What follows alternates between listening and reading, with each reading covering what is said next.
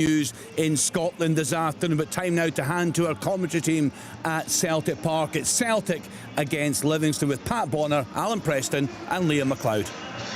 Thanks, Kenny. Good afternoon from Glasgow's East End. It's murky, it's dreary, the rain is sweeping around Celtic Park ahead of this massive game for the champions, up against the side at the bottom of the Scottish Premiership, having lost their last two league matches. For the first time in over a decade that's happened. This goes down as a must-win for Celtic, and for Livingston, well, in the bottom of the table and really struggling. This is not the fixture they would have handpicked to come into as they look for a first win in 9, lost 8 of them, including the 7 in a row. As the Celtic players go into the huddle, the disco lights are on just now as daylight begins to fade. Celtic in the green and white hoop shirts, white shorts, white socks. Livingston in their change colours, mostly black with the yellowy gold flashes across the shirt. Celtic players break away and we're just about ready to go. I'll keep you up to date with what's happening across the country in the games that have survived the weather. Of course, there were a handful of matches played last night in the lower reaches. And it will be Livingston who are going to kick off, going right to left as we watch from the main stand. Referee Matthew McDermott about ready to go. So Celtic will go left to right, attacking the Lisbon line stand in this first half. It's game on. And it's a long ball for Livy from Tom Parks, who's one of the 4 alterations to come into the Livingston team this afternoon from the one that lost in Aberdeen the other night, as Carter Vickers with the header finds Greg Taylor, cushion header infield. He's given it straight to Bruce Anderson though. Anderson, McGregor battling back, Anderson looking to turn. Celtic eventually have weight in numbers and pinch it back, and it's Alistair Johnstone who gets it from Carter Vickers to McGregor, who slips it to his left for Greg Taylor. Taylor trying to take on Jamie Brandon on the far side. He likes to go back to Scales, who rolls it forward along the grass side to the left-hand side for Lewis Palma, who skips in field, delicate chip ball into the penalty areas, headed away by Ovalai. Little flick from Brandon finds Holt, then out to Brandon on the far side, and he wins the throw-in for his team over there. You would have to say, Packy Bonner, Livingston will come here and they will be concerned that Celtic will be a wounded animal and looking to hit them early here. Always when you come to Celtic Park, the first 10-15 minutes is vital. It was more than an intense talk I could see from Callum McGregor, the captain, in that huddle before the game started. It took a little bit longer than usual, so it's not lost on anybody here how important this game is. Celtic in possession. Carter Vickers then out to the left of the centre circle. He finds Scales in the Livingston half, out to the touchline for Palma. First time ball down the line, it goes to Taylor, low into the box and cleared by Obalai, and out for a throw-in over on that far side for Celtic. For Livy, Alan, Preston's about bedding themselves in if at all possible. That is, they've got to, as Pat said, Celtic come out the traps, they've got to put themselves in the game as long as they can. Can they get through it 5 minutes, 10 minutes, 15, 20? Because Celtic come at you. Obalai at the front post blocking there, that'll be a familiar position for them because they'll find themselves there a lot today. Palma rolling it to the edge of the box for Alistair Johnstone. He's managed to find O'Reilly just to the left of the 6-yard box. Can't get it under control. Livy clear. Throw in from Taylor quickly to Palma over on that north stand side to Taylor. Just shepherds it back there to Paulo Bernardo's. One of the 2 changes that Brendan Rodgers has made to his starting 11. The other guy's in Maidan for his first start since the game he got injured in the Metropolitano against Atletico Madrid in the Champions League. It's Carter Vickers in the centre circle to Scales out to the left. Taylor, it's a loose ball though, and he gives it straight back to Livingston, and it's with Andrew Shinnie, and the long ball clear by Livy goes into the Celtic half. So no goals here, no goals elsewhere in the Premiership. Inverness Cali Thistlehove taking an early lead though, and it's Anderson who has scored that one. I think Kenny Crawford can confirm that one for us. Kenny? Yeah, Liam, Partick Thistle 0, Inverness Cali Thistle 1. 19 seconds on the clock when Max Anderson shot from just inside the box, and it took a deflection off the defender and kind of trickled into the bottom left-hand corner. Brilliant work by Billy Mackay down the right-hand side to set him up. Max Anderson's 2nd goal of the season, and a great start for Duncan Ferguson's side. 1-0 Cali Thistle against Partick Thistle. And an early goal for Stenhousemuir. Have won their last 7 in League 2. They lead Elgin City by a goal to nil. So those are the 2 early salvos for you this afternoon. Long ball Celtic, Palma, left-hand side of the box. Low ball across. First corner of the game conceded by Obalai. Yeah, that was something that Brendan Rodgers said before the game, of course, getting in behind them, and they haven't been doing that enough today. They've started off and every ball's been played forward. That time was down the left-hand side, and it was a good position for Palma, and Obalai again at the near post blocking things. It was really poor defending though. There's the corner from Palma, and it drops towards the back post, and how on earth have they not managed to turn that one home? It was O'Reilly's chunting it away to himself because it's fallen at him with the goal gaping in front of him, and Livingston have dodged a major bullet there 4 minutes in at 0-0. Sorry, Pat, that's what we're talking about. Chances like that, they're going to keep coming here. Livingston, they're now settled into their, it looks like a back five, just playing deep. They're not going to get out. They're going to have to be brave on the ball if they can. They're going to try and get up the park. This is just going to be wave after wave of attack. What a chance that was for O'Reilly, who's been Celtic's star this season. Yeah, it was. It kept him very quickly, though. Like, he wasn't quite in line of the ball. He was actually kind of almost sliding in to get a touch on it. It could have easily went into the back of the net. It came off probably his left foot and went the opposite direction from the goal. But it was a let-off for Livingston early on in the game. Here comes Celtic with Alistair Johnstone on the right, out to the touchline. Vermeide under the floodlights here at Celtic Park. It's another loose ball though, which is cleared by Shinnie. Bounces off Anderson and out of play for a throw into Celtic here. Bruce Anderson had a glorious opportunity at Pittodrie the other night.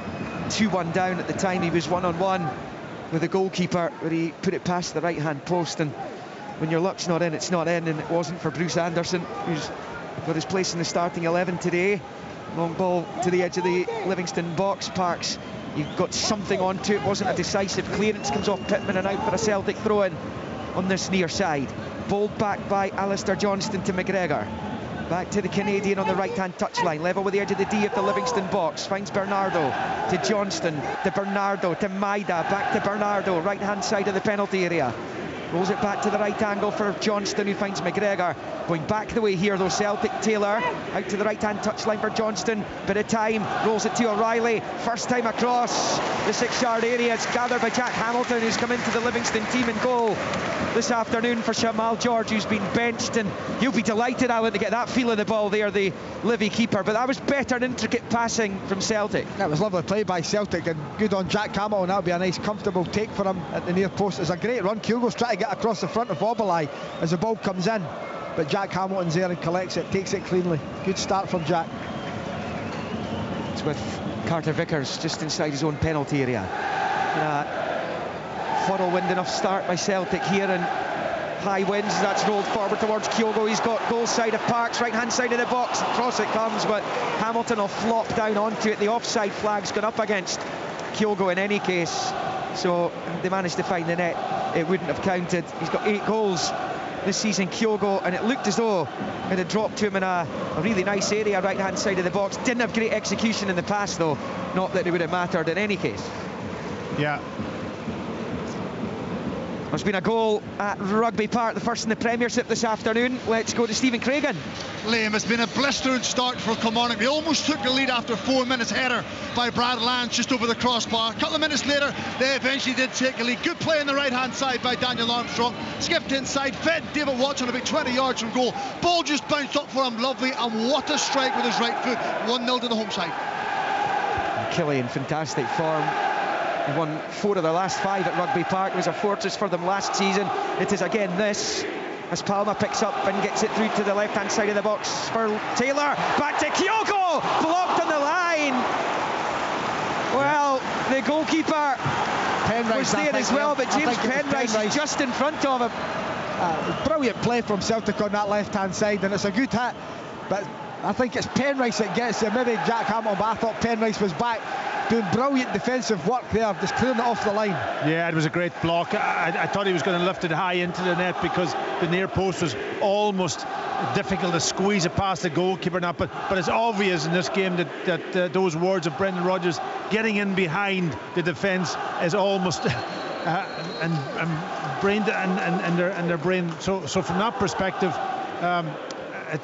they're playing to his instruction at this moment in time, and they're getting chances from it. And Pat, I think if you're a young player For me, I think since Dyson Maeda's come into Scottish football, he's been a revelation. He's been absolutely brilliant. He's worked great, but it's his movement. He comes short, spins over the top with Penrice. Palma on the other side has done it twice already. Brandon doesn't know where he's going. He's coming to get it, then he's over the top, or he's going long, coming short. Great movement, and that's what Brendan Rodgers was talking about. People willing to run forward for them. Only won 6 of their last 13, Celtic, and at this point of his first season in charge, in his first spell, Rodgers was in the meat of a 22-game winning run as that comes through towards Kyogo again. The defender does just enough to put him off.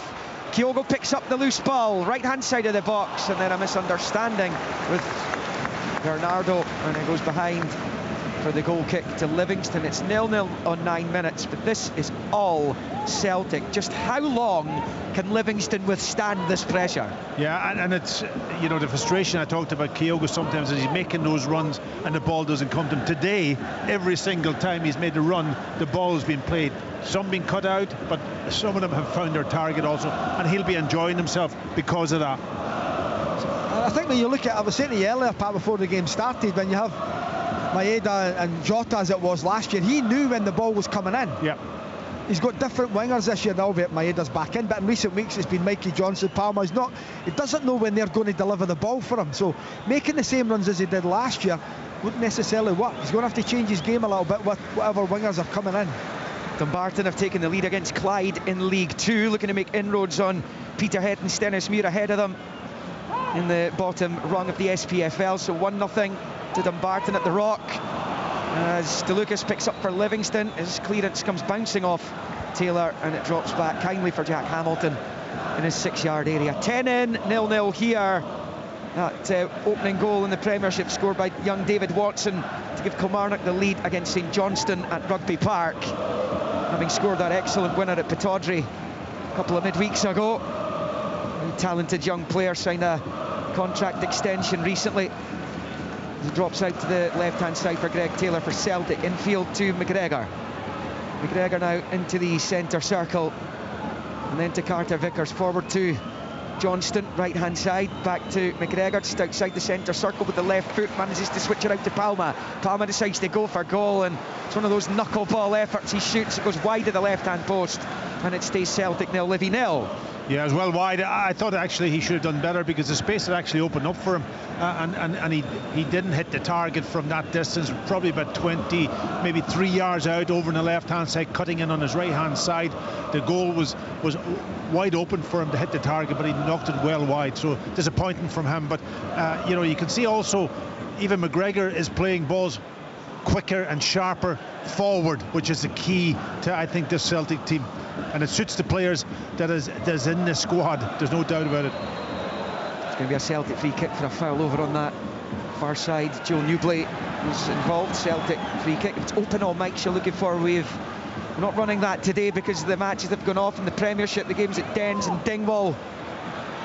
So it's Celtic Livingston. I will keep you up to date with what's going on across the country as we go along. bbc.co.uk/Sports Scotland for the scores at any time. Here's Maeda, right-hand side of the Livy box. Back to Johnston, rolls it to the edge of the penalty area for O'Reilly. Change of pace, works it back to Johnston. Good sliding challenge by Pittman. Livingston cannot get a kick of the ball here at all. No, they can't. At the moment, they're compact. They're at the edge of their 18-yard box, but how long can they keep doing this? It's very, very difficult for them, but they've reached a milestone. We're over 10 minutes now, still not conceded. Yep. They need to keep ticking off the minutes. Celtic touching 80% of the possession stake, still in the infancy of the match quite clearly though, as O'Reilly finds Bernardo on the touchline. Infield to Johnston, now Carter Vickers. Everyone bar Joe Hart's in the Livingston half here. McGregor to Johnston, the first time ball, finds Bernardo on the right, pulls it back. It's just behind Maeda and it doesn't reach Kyogo, and Livingston clear out for a throw-in on this near side. It's already a lot better from Celtic than it was this time last week against Hearts. I agree, much better intensity. Yeah, they've started the game off really quickly. Every ball now they're just sort of almost keeping the ball a little bit to wait for the moment rather than just headed forward hopelessly. So they're just picking their passes at the moment. It's that one goal in the Premiership scored by David Watson of Kilmarnock, one goal in the Championship in the 3 games being played. Max Anderson for Cally Thistle, who lead across the city from here at Firhill. And it is Celtic on the ball with McGregor down the left-hand side. He finds Palma. McGregor continues his run in the overlap. Palma uses him as a decoy. His pass goes straight to Holt, though, the former Rangers midfielder. Here's a chance here to dink it to the left-hand side of the penalty area for Bernardo. He turns it infield to McGregor, pulls it back for Kyogo, and his efforts blocked by Parks. And out it goes for a throw-in on the far side to Celtic. Boy, this is hard work for the Lions right now. It is, but they're standing resolute at the moment, Liam, and that's, as I said earlier about Oberlai, protecting that front post area. That's the way you're going to have to be. It was Parks this time, planking himself there. Celtic like to get to bylines and cut back to the 6. And you can see Oberlai and Parks are in that area. There's Scales rolling it out to the left-hand side for Palma. Infield to Taylor. There's a little push at the edge of the penalty area, and that's going to be a Celtic free kick. Andrew Shinney's challenge. He's claiming it should have gone the other way. Celtic have taken it quickly. The ref's not ready, and that's going to be a free kick opportunity for them just at the left angle of the box. Celtic are asking why they weren't allowed to take the quick free kick there. It's not like there was any paperwork being done. No, and anywhere else in the pitch, the free kick's allowed to be taken down quickly. In the soft category part. Yeah, I agree, and that's why Andrew Shinney was sort of in the referee's kind of face a little bit, and that's maybe why he's been pulled back, that quick free kick. I thought it was pretty soft, to be perfectly honest, but it's a really good position for Celtic. I would say Palma's over it, O'Reilly's over it, but I would bet it'll be Palma. That from a fairly acute angle, I've got to say. Yeah, you would think it's got to be set for a right footer. Yeah, Palma is there. And he's got some words from Greg Taylor as well, but it looks Palma's all day long here. There's a massive... Jack Hamilton, Pat, you'll know better than me. I thought he was too far over to his left-hand side. Yeah, and that's the danger at times. He's off his line as well here. And it is going to be Palma again. He shoots. The goalkeeper's beating it straight back out, and the shot and the rebound from Bernardo is blocked on the 6-yard line. Well, that isn't exactly a goalkeeper playing with too much confidence right now. It's weak, patting down straight to a couple of Celtic players, and eventually fell to Bernardo. The shot was blocked as Livy clear, and Anderson gives chase down the right-hand side. Carter Vickers for company, though, and Carter Vickers does really well and gets it back to Scales inside his own box. Nervy moment, looks so nervous, Jack Hamilton there. Yeah, and go back to his position first. Sometimes you actually overdo it, Alan. Yeah. When you're out beside the ball, you see that big hole in the near post. You can almost afford to take half a yard towards your right post, because it's a long distance for the ball to travel around your left-hand side, and that's something. I only actually found that out when I finished playing, because I became a coach and I was out and I could see the distances or see the spaces, and sometimes goalkeepers don't do that because they're always stuck in their goal, from that perspective. But then when the shot comes in, he's got to do better. He's got to hold on to it. You can't afford to let it go. He got off the hook there.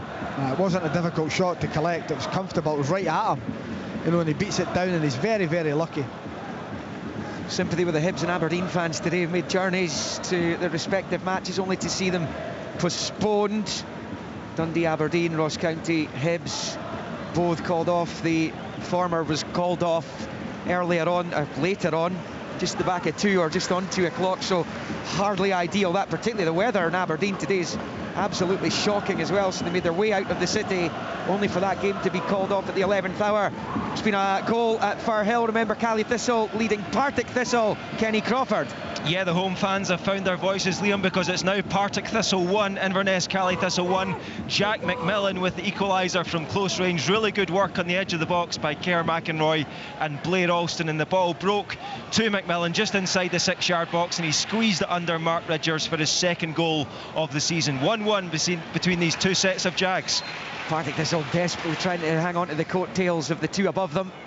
It's Palma, good skill, shuffling it and then pulling it back towards the penalty spot, and it's cleared and almost fell to Bernardo. He's getting himself into some decent positions. It's collected by Celtic with Liam Scales rolling with the left foot out to Palma, level with the 18-yard line. Now he's attacking the penalty area, skipping away from a couple of challenges, evades McGregor. Palma in a central area now, finds Maida, moves away from Penrice, the edge of the box, rolls it back to McGregor. Livingston with everyone bar Newbley behind the ball. All hands to the pump, as they say. Taylor back to McGregor, squares it out to Johnstone on this right-hand side. 18 in at 0-0. Celtic desperately trying to knock the door down here. It's now with Scales. Scales at walking pace, forward to Bernardo, first time to Carter Vickers, to Bernardo, to Callum McGregor, O'Reilly, and then DeLucas gets in the way and gets it half clear, and it's Maida, and Celtic will come again here. We've been here before with Livingston, you know, parking the bus, putting themselves in almost in that central position, and no space for Celtic really to penetrate too much. So again, it's going to be the wide guys that's going to get in behind them. You know what, Pat? It's horrible to be a Livingston player out there having to do this, but needs must. Celtic have got better players, better movement, you know, and at the moment it's working for Livingston. You know, we're 19 minutes in. Yeah, they've rode the luck a little bit, Livingston, but they're still in the game. Goal at Rugby Park. Is it another for Killie or a St Johnstone level? Stephen Craigan.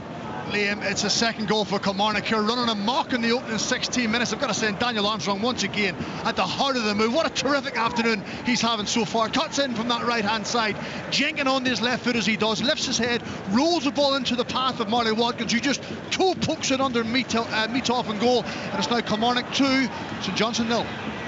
Killie eyeing up third spot in the Premiership. They are there as it stands. Here comes Celtic with Bernardo at the edge of the box. Was he pushed by Obolai in the D? The referee doesn't think so. DeLucas hits it away. Maida chasing it out to this near side.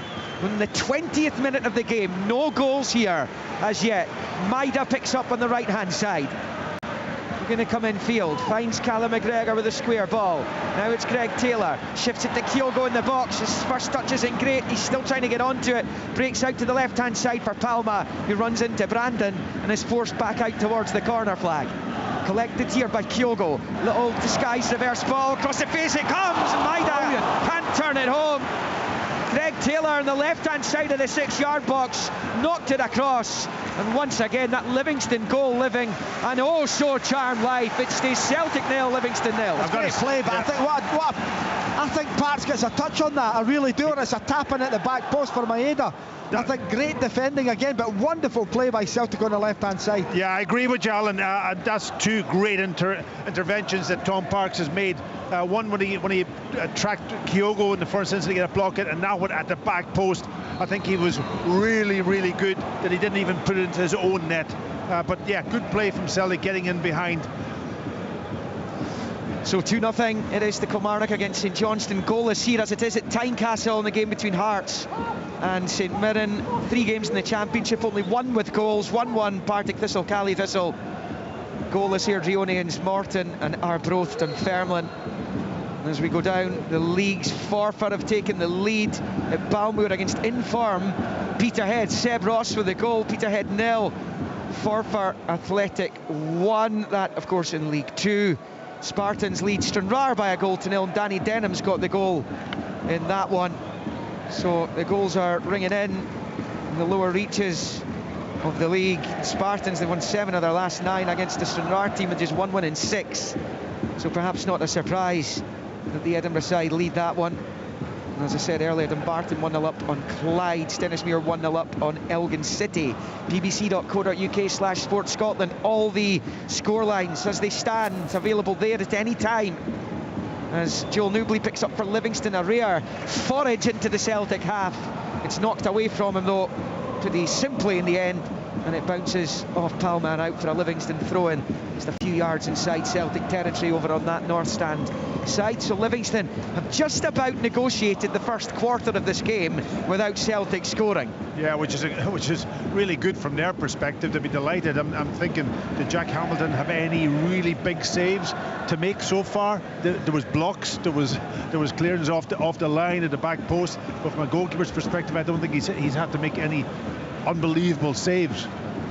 Chip ball, Johnstone down the right hand side. Maida's giving chase. Jack Hamilton comes and claims though, and he holds on. The conditions are deteriorating here. The wind and the rain is clearly going to be an issue here and at other games across the country. You don't find it too much inside Celtic Park though. It's well enclosed when you're at a small ground and it's howling in the corners. That's when it's tough in these conditions. I know, Liam, we've all sat at Falkirk in these conditions with the wind and rain. And saying that, I just see Jack Hamilton kicking that ball from his own box, and it bounces almost over the line at the other end for a goal kick. It's incredible. The game at Dens is off. The game at Gayfield is on. That one in the Championship, Arbroath Dunfermline still 0-0. Incidentally, the Cove Rangers Edinburgh City game getting underway in about 6 or 7 minutes. That was to allow the guys there to get the snow off the pitch. And I heard earlier that if you were going to help the club get the snow off the pitch, you were getting free admission to the match. Free Which seems pie? like a decent deal. I don't know about the free pie. As Taylor clips it forward towards Palma, a mistake at the back. Maida couldn't get there. Parks is there again. Tom Parks denying Dyson. Maida's wiped out his goalkeeper at the same time. It was seriously last ditch there. And it stays Celtic 0, Livingston 0 in the 24th minute. And that's a hat-trick of blocks or goal-saving tackles he's made. Brilliant defending. I think he's clattered his own keeper at this point. He had to. he had to put his Thankfully foot Jack's down, okay. because I think if he didn't, I think Maeda was going to score. And it was Brandon. He just slashed at a ball over the top on his weaker left foot. He has a swing at it instead of just, you know, bit of composure there. Causes all sorts of concern in the box. Bottom of the league, Clyde are level 1-1 at the Rock now against Dumbarton after that Wallace penalty. Young has just equalised. So Dumbarton 1, Clyde 1. Here comes Celtic in the Premiership with Palma down the left-hand side taking on Brandon.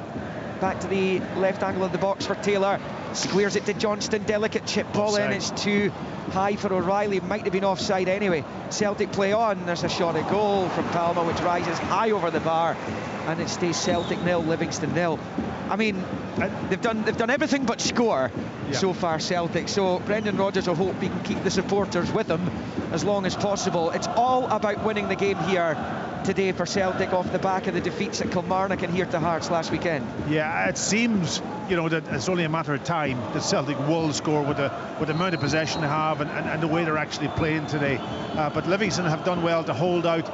You know, we're 25 minutes in. I just wonder at times, Al, I don't know what you think from Celtic, to try to move those centre halves out of position a little bit, and maybe that's when you play with the two up front. You know, and they kind of go up against centre halves and pull them about if they man mark them. When they're stationary like that, they just fill space, and it's very, very difficult to pick people out from those cutbacks. Yeah, playing two up front certainly gives them a different problem. You know, at the moment they've got a back five with Kyogo up, wider players. Penrice and Brandon are trying to take care of the wingers, and the other three centre halves are looking after Kyogo and any midfield runner that comes. You know, but as long as this game goes on as it is, 25-26, the crowd have been great so far for Celtic, but it can soon turn if they Another don't get loose a goal ball there which let out a few groans. Celtic have had 85% possession in this game just now, but just one shot on target. That's the key. You know, it's the end product at the end of the day. From all the possession you have is creating the opportunities. They've been a few, I wouldn't call them, you know, shots on target, but there have been a few sort of in across the 6-yard box that maybe somebody may get on the end of. So just a pass like that, the it's crowd gone under start Palma's to go foot a little and out bit. for a throw, yeah. And that's what David Martindale and Livingston want. You know, they want to try and frustrate the crowd if they can, get them on their backs a little bit. As I said earlier, they've been terrific so far, the Celtic crowd. But it just takes a simple thing like that. A wayward pass. Kyogo goes down again. It's Hamilton just to the right of his own box, thumps it forward with the right foot, flicked on by Anderson. Newbley gets his knee onto it, but it's a poor touch, takes it straight to Maida. Won back briefly by Penrice, but it's O'Reilly. He's overhit the pass to Maida though. And the long ball forward by Parks. Now it's Newbley. And a big awkward customer as he knocks it off McGregor and out for a throw into Livingston midway inside the Celtic half. And Olivia left the main stand side here. Goalless here, goalless at Tynecastle between Hearts and St Mirren. Kilmarnock 2, St Johnstone 0. Goals from Watson and Watkins. In the Championship, goalless Airdrie Morton and Arbroath Dunfermline, 1-1 Partick Thistle Caley Thistle. No goals at all in the 4 matches underway in League One at the moment. Cove Rangers Edinburgh City about to kick off. And in League 2, Dumbarton 1, Clyde 1. Livingston coming forward here. Shinnie shows too much of it to O'Reilly, wins it back, finds Maida. Peterhead 0, Forper 1, Spartans 1, Stranraer 0, and Stenhousemuir 1, Elgin City 1. Sorry, Steny 1, Elgin 0. So that comes back to Jack Hamilton. Long ball out to this near side, flicked on by Penrice. Anderson helps it on its way, but it comes straight through to Scales, midway inside his own half. And centre point, rolls it to the left for Taylor. And then Taylor finds McGregor at close quarters.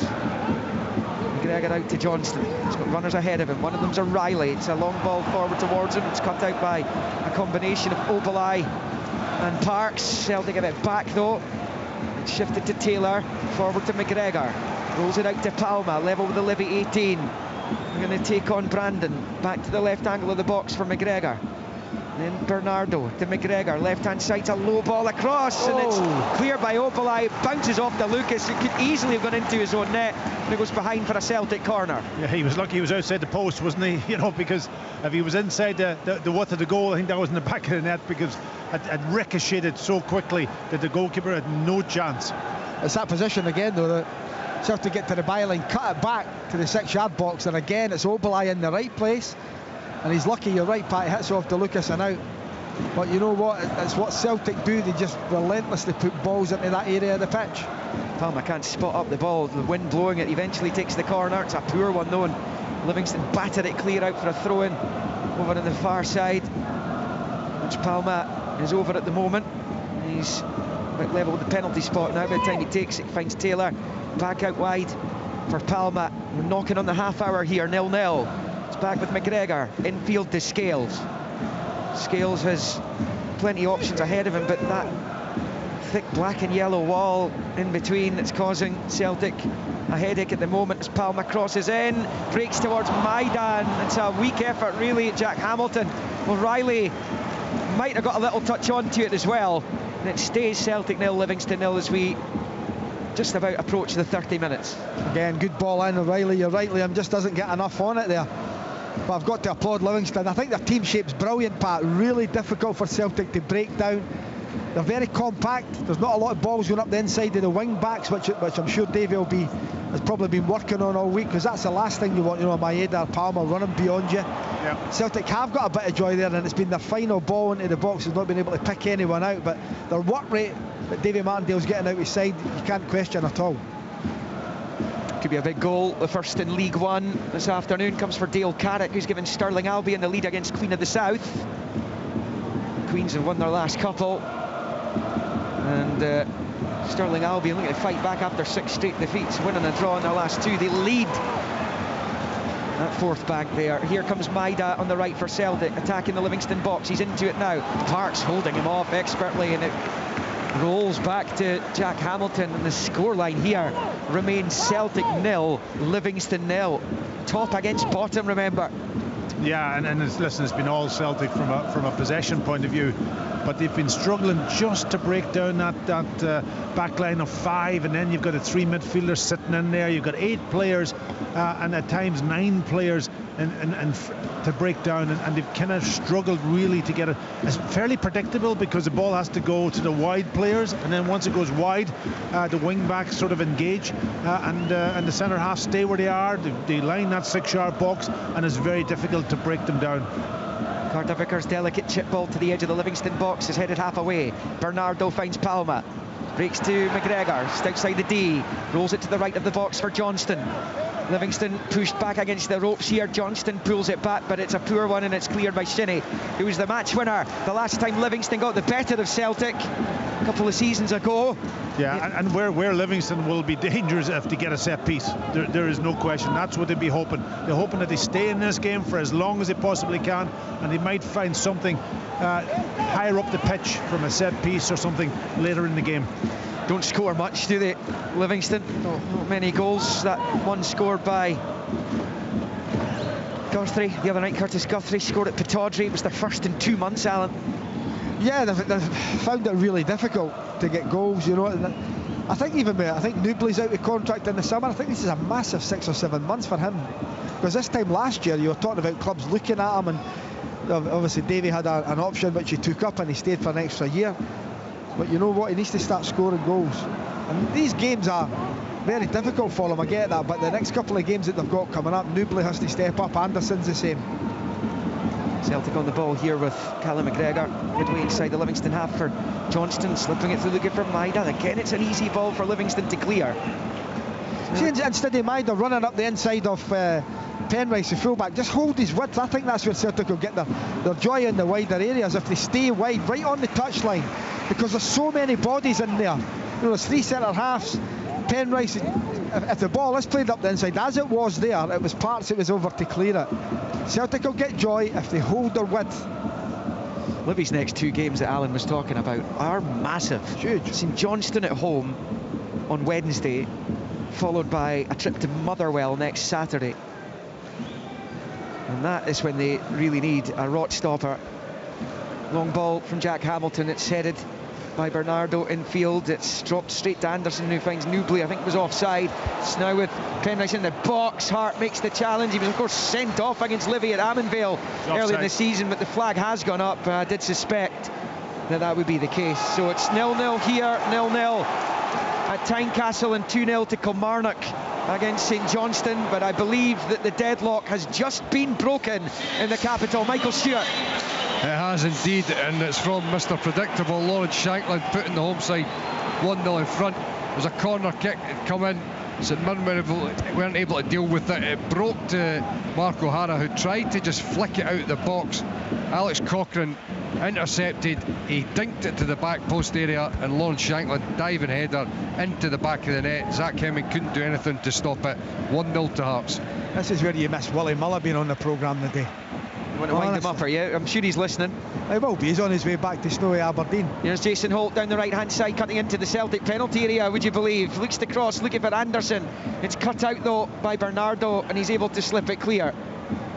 Headed out to that far side for Celtic, who've managed to deal with it. It's the first real, from open play, attacking move by Livingston. It's a couple of flurries, isn't it? They were offside for the first one, and then that's given them. You can see them growing a little bit of confidence, Livingston. And I did say if you get up into those forward areas and they can even create something, throw in or a set piece, or get a good ball into the box, they have a chance. There's Palma down the left for Celtic, taking on Brandon. He's got his cross in. Kyogo wins the header. Maida attacks it. Hamilton holds on. He got goal side. He saw the whites of Hamilton's eyes, but he couldn't force it home. And it stays Celtic 0, Livy 0 with 10 to play of the 45. I think he's got a score there. I think he's put his head on it. He almost allowed it to drop, trying to volley it in. I thought he could have thrown himself at it, and he was in a great position about 5 yards out from goal.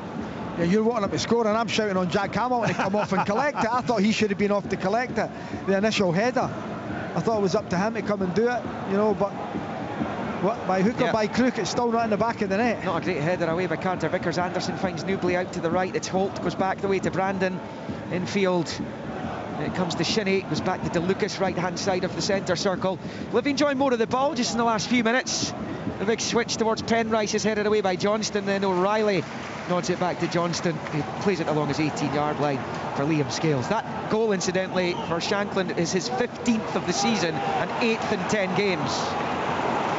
Hearts, well, like Aberdeen with Miovski, Hearts are relying on the Shankland goals. I think their next top scorer is own goal with 3. As Newbley picks up and finds Penrice on the underlap, fires it across, and Hart holds on low. And it stays Celtic 0, Livy 0. Livy are getting some joy in the final third here. Yeah, really good play by Livingston there. Penrice getting to the byline, flashing it across, and it's Anderson trying to make that run across Carter Vickers into the front post area. Just can't get there, but really good play. Here comes Celtic down the left-hand side with Palma, midway inside Livingston territory, shifting it infield to Taylor, who finds Johnston, and back to Taylor it goes, out to the left-hand side. And a chance potentially for Bernardo. He elects to play it short to Palma. Goes back to Scales. He squares it short to Carter Vickers. Looks up at the goal. He has a goal from distance. It's blocked by Parks. Yeah, round about the penalty spot. He's taken the full force of that in the head. And the referee, Matthew McDermott, has to stop play to allow attention. But again, Parks putting himself right in the firing line there. That was a shot. What real venom and real pace, and he's got his head right on it. He's obviously stunned a little, but he's not knocked out by any means. Yeah. And they're just going to maybe see if he's okay. But certainly that was a strike, and brave man to put himself in the line of that. A couple of goals in that late kick-off already. 2 goals inside the opening 7 minutes. Cove Rangers took the lead through Burrell. It was cancelled out by Mann. So Cove Rangers 1, Edinburgh City 1. In League One. Edinburgh City, what an awful season they've had. Just 2 victories all campaign, and up against a Cove Rangers team it's been in fantastic form. 8 wins on the bounce before the defeat to Alloa last week, and that's their only defeat in 12. So it is one apiece in that game. 0-0 here at Celtic Park on 38. I think you know, Parks will probably have to maybe come off the pitch just to get assessed here, because that was an incredible shot. Now, if he didn't get in the line of it, I think it would have been heading for that sort of almost top corner. It was just inside the box when he put his head in the line of it, but he's been back on the ground, and the physios are out with him. But I would be surprised if he doesn't have to come off here to get a little bit of assessment. Dumbarton have their lead back in League Two against Clyde. So Jai Stevenson own goal that has given Dumbarton the lead. Ian McCall still looking for a first league victory. They had that win over Genefield Swifts in the Scottish Cup. That's all they've had to hang on to in such a long time now. Another team having a miserable season, not won in the league since the 23rd of September, the Bully Wee. Pat, I think you're right. We've not covered ourselves in glory with things like this in football over the years. It was different in rugby and other sports as well, but I just think that was some hit, and he's taking it flush. He's still down, you know. And you know, that'll be a major blow. And I know every manager would want his best players to stay on the pitch, but you've got to look after the welfare of the player.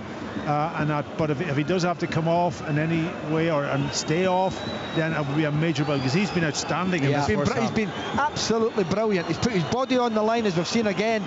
He's blocked, at least I think he's got a hat-trick of blocks for me. Yep. He's led the line well. He's supported Penrice when the ball's been played up the inside of him. He's defended manfully. You know, and this is, at the moment, it's not looking good. The big man from Nottinghamshire's down, still being worked on by the Livy management team. See if he's going to be able to continue. And the physios down there, the medical team rather, the management team down below us. No, I think the management, I think they're going to make that decision themselves, even if the player... They can't take the risk. They can't take the risk at this moment in time. So it depends who they're going to... Yeah, they're getting somebody... Well, Michael Nottingham's the most obvious example of a player who come on. I'm not sure that'll be what they do, but they are making the change, and that's a big blow to Livy, because Tom Parks has been an absolute rock for them. The final 5 minutes of the 45 here, and he's not getting too much sympathy from the Celtic supporters, but the fact that he's not able to continue means that he's struggling, and it will be Michael Nottingham who's going to replace him. So it's a like-for-like change. Parks came into the side today. Nottingham started the game at Pittodrie on Wednesday, so he has been seeing plenty action of late. Not too many positive memories from the games. I genuinely don't think Parks knows where he is. No. He's been helped up the touchline down below us, and on comes Nottingham. It's not like Livingston are wasting time there. The time will be added on at the end of the first half. Yeah, and Nottingham will play over on the right-hand side. The Lewis comes over onto the left-hand side. So it's a change of personnel, but it's also a change of positional play from David Martindale. Clyde level again, 2-2 against Dumbarton in League Two. That's a first touch for Nottingham, and he puts it out for a Celtic throw-in over on that far side. Goalless here, 1-0 Hearts, 2-0 Kilmarnock in the other matches in the Premiership this afternoon. Dundee, Aberdeen, Ross County, Hibs didn't survive the weather.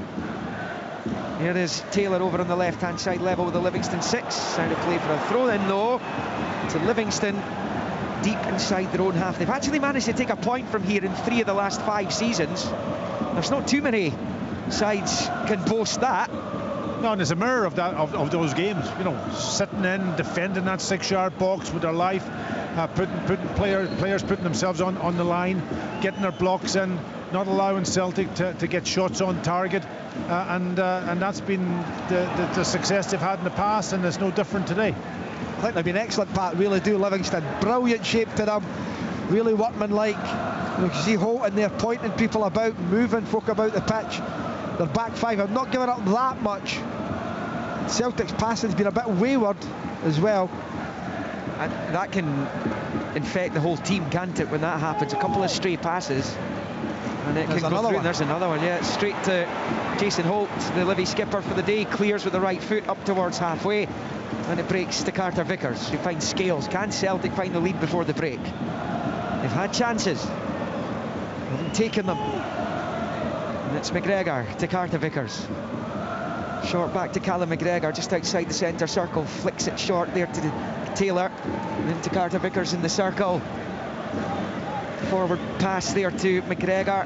Left-footed ball out to Johnstone. In a bit of space here. Newbley trying to close him down. Johnstone going down towards the byline. Gets the cross in. Half away to the edge of the box. Carter Vickers slides in to retain the ball for Celtic. Scales to Carter Vickers, and now it's McGregor.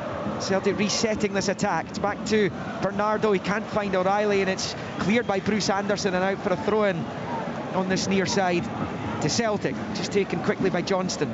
A good few minutes added on in stoppages here. The half-time whistles will be going around the country very shortly, and we'll get back to Kenny for a full roundup here on Sports Sound shortly, as Carter Vickers finds Scales. Square ball to Carter Vickers again, to Johnston. Celtic trying to pick their way through, but there's no space. Livingston are strangling the central areas, and Celtic would probably be better served going out onto the touchline as often as they can. And here's Palm on the left. His cross cut out. Celtic corner. Yeah, I did say before the game, you know, you can make all the runs you want, but it's the player who's going to pick the pass, that ability, and that's where Celtic miss Hattati so much. You know, that disguised little pass at times is too predictable for me.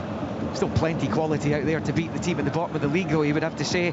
As Palma takes the corner, Jack Hamilton, that's a good pair of gloves there, as he holds on inside the 6-yard box under all kinds of pressure, and it stays Celtic 0, Livingston 0. We're in the final minute of the 45. Brendan Rodgers, hands in pockets, down to the right-hand side of his technical area. Brian Rice, the Livingston assistant nowadays, alongside David Martindale, braving the conditions without the jacket down there, as 4 minutes are added to the end of the first half. We're about to go into the first of those. Maida's on his bike, so's Kyogo. Was he onside? He's in behind. Kyogo's not the best at touch. He goes in and he can't knock it home, and it goes behind. But the offside flag does go up against Kyogo. He went just too early. It did appear as though he did, and he'd Maida on the right-hand side as well, but I mean, he's still not able to put that home, albeit Livingston had a couple of defenders putting the pressure on. But how many times do we see him knocking the ball into the net in that kind of scenario in the last couple of seasons? Sure, but also that rule, Alan, that rule again, you know, it looked as if he was offside from where I was. The assistant this side sees it. He has to keep his flag down because of VAR, and then suddenly puts up. But there's a clash in the 6, almost about 7 yards out, between the goalkeeper, centre half, and Kyogo. Somebody could have been injured in that situation, needlessly. Long ball forward is flicked off the head of Johnston. Now for a Livingston throw. Celtic fans and Johnston think it should have gone their way.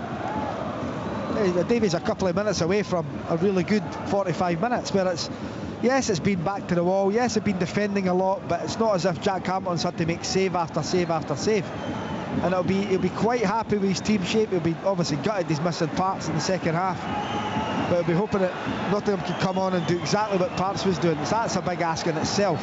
They've not got the worst defence in the league, Livingston. Motherwell, Aberdeen, Hibernian have all shipped more goals than Livy this campaign thus far, as Holt picks up right-hand side to the overlapping Brandon. First half stoppage time. Cross comes into the Celtic box. It's flicked away by Carter Vickers. Livingston's starting to try and flex their muscles here. We're in the second of 4 minutes of stoppage time that were added on at the end of the opening 45 here. It remains goalless. And this is something like this is where Livingston have to take an opportunity.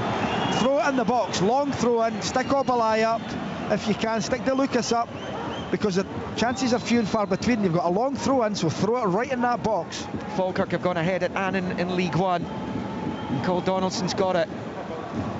So Annan 0, Falkirk 1. Annan really struggling. Falkirk looking to maintain their position at the summit. Throw in Livy. It's a long one, as Alan was saying, into the 6-yard box. It's cleared, and the clearance completed by Palma on the 18-yard line. To halfway, Kyogo gives chase, but it's Brandon getting there first. To Newbley, goes down. No free kick, was it? Yes, no, he has given it.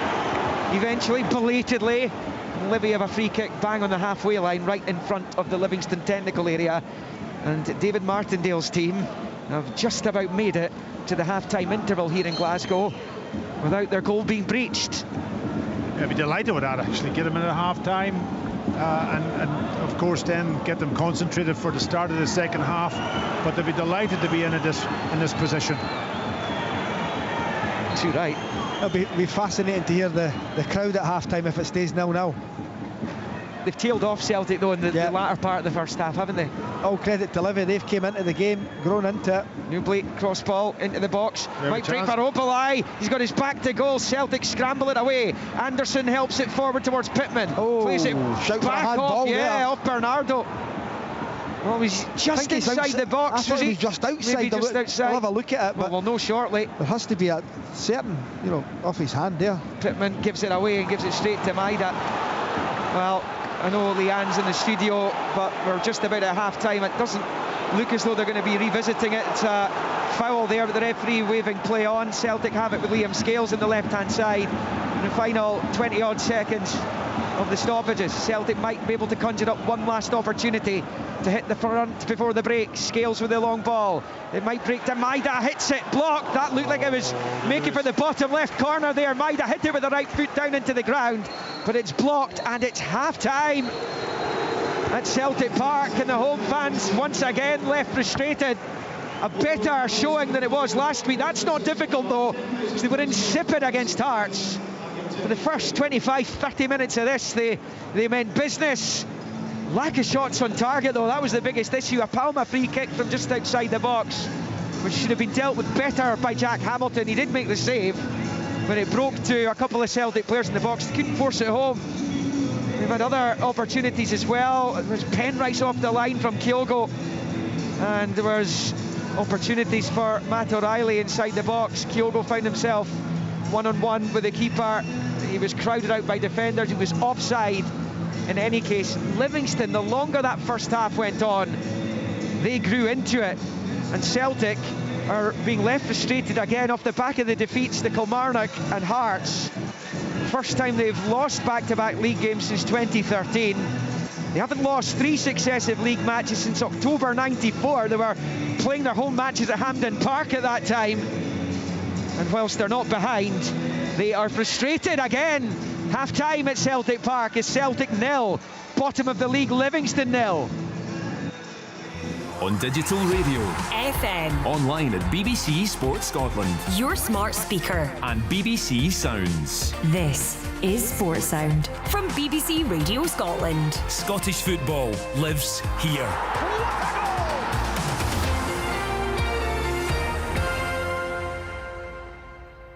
When I was asked to review the sporting year once again, I confess I was like a kid in a sweet shop. The whole experience of the Ryder Cup, for me it was to try and almost show the kids that anything's possible. Join Hazel Irvine and guests for her 2023 roundup. It's been great to go and watch the Scotland team. And those are the races that have been a total success for me. Including the incredible cyclist Katie Archibald, Ryder Cup golfer Bob McIntyre, swimmer Duncan Scott, Dame Catherine Granger, football greats Murdo MacLeod and Ali McCoist, plus a couple of surprised first foot guests as well. Hazel Irvine's 2023 roundup, Hogmanay morning from 8 on BBC Radio Scotland. You're listening to Sports Sound on BBC Radio Scotland. So goals at half-time in our commentary match. Elsewhere in the top flight, Hearts 1, St Mirren 0, Kilmarnock 2, St Johnstone 0. We'll get the details on these games for you. Remember, a very late call-off at Dens Park. We'll hear from both managers. Their reaction to that was about 2:05. The game between Dundee and Aberdeen was postponed. A far earlier call-off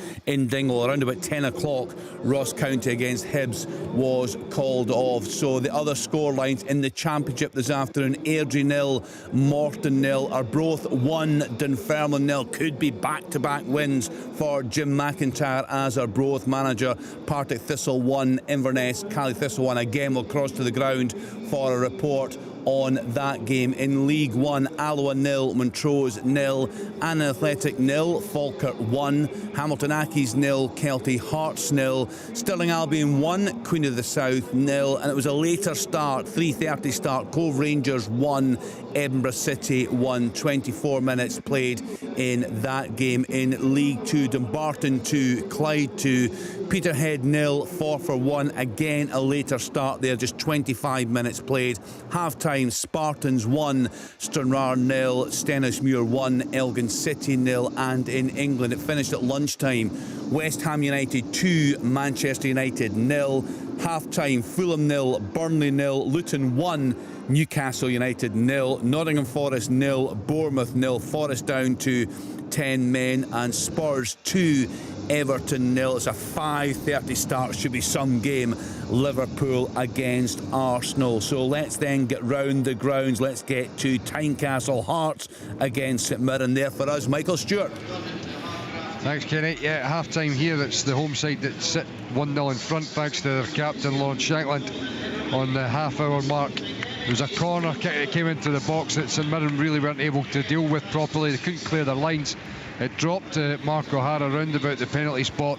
He tried to flick it out the box and get a counter-attack on the way, but Alex Cochrane nicked in, got the interception and dinked it to the back post where that man Shankland was on hand to nod it into the back of the net, and Zach Hemmings had no chance.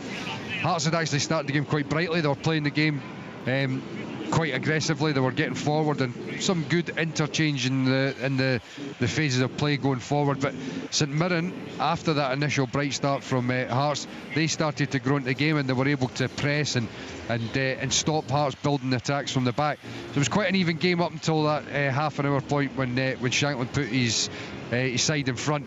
And truth be told, it's been that way for most of the half. The only other thing of note was probably about the 40-minute mark where Xander Clark went down. It looked like he was holding his calf. It looked like he was potentially going to have to come off, and obviously that would have seen the return of Craig Gordon. He got stripped, got his gloves on. Xander Clark was able to carry on though. I'm sure he was, Michael. He must be a worried man seeing the great Craig Gordon on the bench. Possibly. No need to get too warmed up though, because Xander Clark was carrying on, and it's 1-0 here at half time. Good stuff, thanks to Michael Stewart. Let's then get to Rugby Park, Kilmarnock at home to St Johnstone. Let's hear from Stephen Craigan. Yeah, Ken, I've got to say it's been an ever so impressive first half performance by Kilmarnock, particularly in the first half of the first half. They really got after the game early on, and St Johnstone had a warning sign after 4 minutes. Corey Ndava had a wonderful cross from the left-hand side. Brad Lyons came in, met it flush, but it just skimmed the top of the crossbar. The Saints didn't take the heat because 2 minutes later the breakthrough came. Daniel Armstrong, who has been mightily impressive in the first half himself. You know, we talk often enough in this programme about the lack of flair in some teams and some games. Well, he really has lit the game up this afternoon. He took a lovely touch around about the halfway line on that right hand side. He skipped in the pitch, perfectly weighted pass into the path of David Watson. He took one touch and from 25 yards out just lashed the ball past Dimitar Mitov in the St Johnstone goal, who had absolutely no chance. About 10 minutes later, it was the second goal. Molly Watkins this time got the goal, but as always, Daniel Armstrong was the instigator. This time he was higher up the pitch on that right-hand side, skipped inside to his left foot, had the awareness to lift his head, just roll the ball into the path of Molly Watkins, who stabbed the ball under Mitov to make it 2-0. How it wasn't 3-0 moments later, I've absolutely no idea. This time it was Brad Lyons crossing the right-hand side. Kyle Vassell, 2 yards out, somehow managed to put the ball over the crossbar. Unfortunately, didn't match the cross, and at that stage, St Johnstone really were hanging on. I think the big positive for St Johnstone is it's only 2-0 at half-time. Maxime Kucheravi had their best chance of the first half, skipped inside in the right-hand side.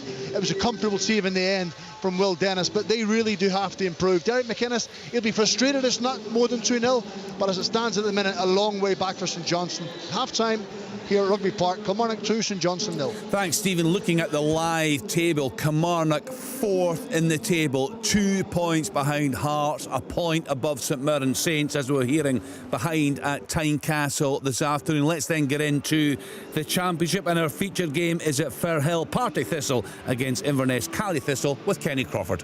Half-time score, Partick Thistle 1, Inverness Cally Thistle 1. What a start it was to this game. Everyone was just getting settled down in their seats when from kick-off Cally Thistle worked it down the right-hand side, and Billy Mackay put in a lovely ball for Max Anderson to bring it under control, and then his shot, which was kind of scuffed and deflected off a defender and trickled into the bottom left-hand corner with Jamie Snedden helpless to do anything about it. And looked at my clock immediately and it said about 19-20 seconds, so that's definitely up there for one of the earliest goals in the Championship this season, and it gave Duncan Ferguson's men a brilliant start. Max Anderson, the former Dundee midfielder, his second goal of the season. But unfortunately for the Highlanders, their lead did not last too long, only until 15 minutes in fact, when Jack McMillan, the right back, former Livingston player, popped up in the 6-yard box to put the finishing touch to a nice move. He squeezed it under Mark Ridgers just from about 4 or 5 yards out. It had been nice intricate play on the edge of the box by firstly Kerr McInroy, and he fed it into Blair Alston, who danced round a couple of defenders, and then one of those defenders got a toe poke on it, and it fell to McMillan to finish off the rest from there. Since then, Ben Stanway's shot from distance against Mark Ridgers was saved, and then David Witherspoon has been threatening as well as he weighs up a contract extension from the Highlanders, but Duncan Ferguson said midweek that he thinks he's got plenty of offers from elsewhere as well, so it'll be really interesting to see where the former St Johnstone man ends up. But at half-time here, it's Partick Thistle 1, Inverness Caley Thistle 1. Thank you to Kenny Crawford. An Aberdeen fan has got in touch with the programme. Gary, not at all happy at the very late call off at Dens Park. Dundee must be punished for this joke. Every bit of rain, their game gets called off. Fans pay lots of cash getting to games to be called off less than an hour before kick-off. Let's then hear the thoughts of the Dundee manager, Tony Docherty. He spoke with our reporter, Tyrone Smith. Tony, very simply, can I get your reaction to the game getting called off? Quite simply, I'm absolutely stunned. You know, if you can see behind me now, we've got our team training on the pitch. It's 2:57. There's no rain at all here, and I just find it a bit surreal that if you can see in the background here, the boys are training on a pitch that we should be playing on against Aberdeen. So, quite simply, I'm stunned. I mean, the referee, he went out, looked at the pitch, he went over various bits. There's some areas where the ball looked like it was rolling perfectly fine, but there were other areas when he threw the ball down, it just kind of stuck in the grass.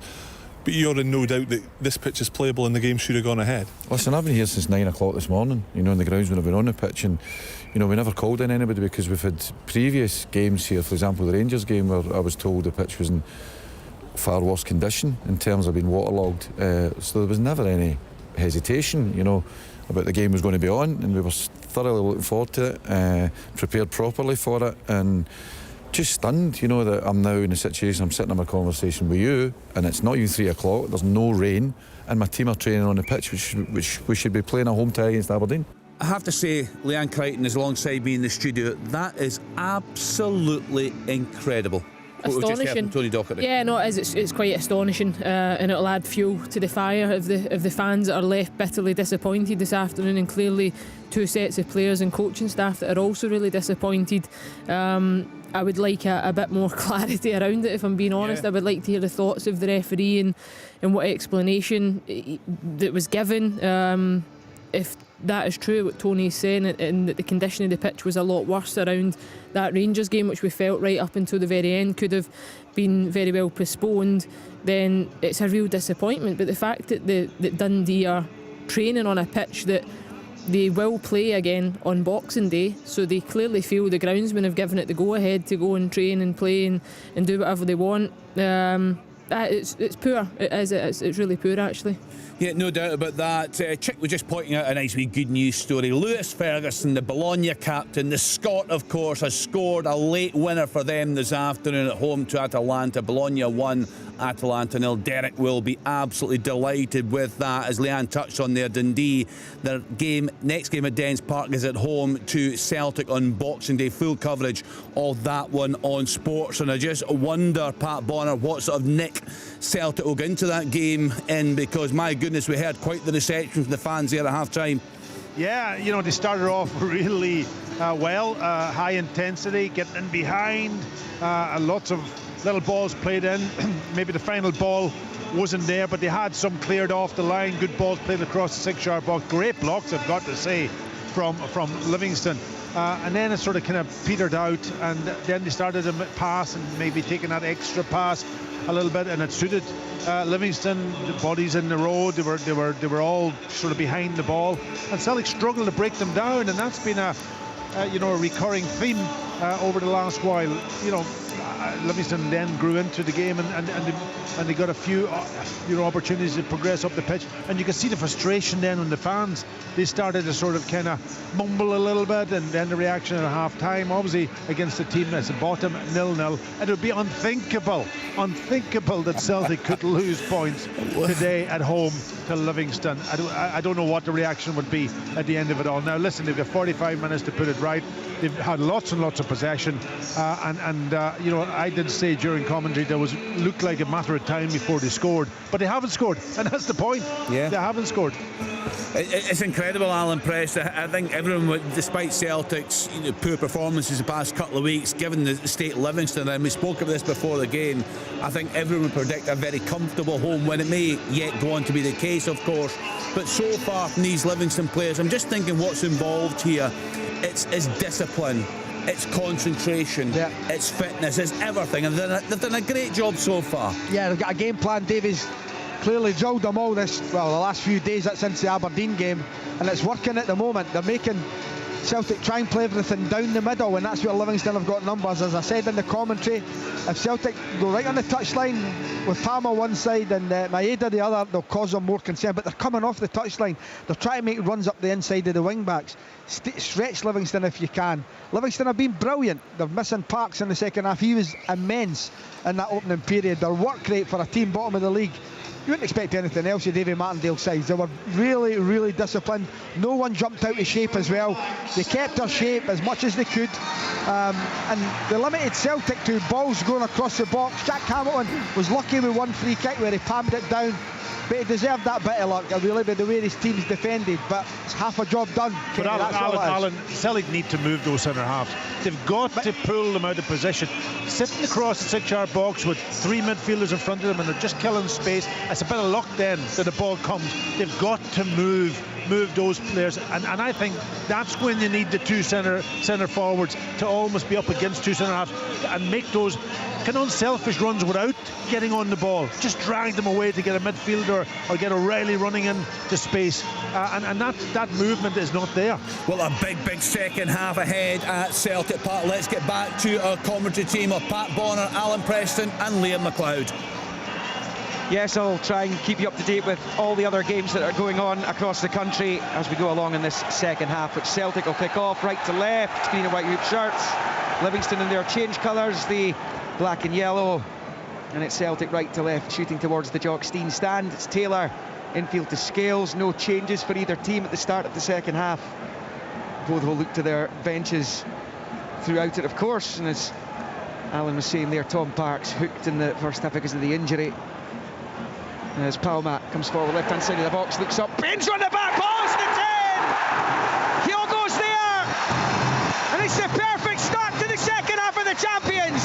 Bent in towards the back stick and poked home. It's the simplest of finishes, and it's Celtic 1, Livingston 0.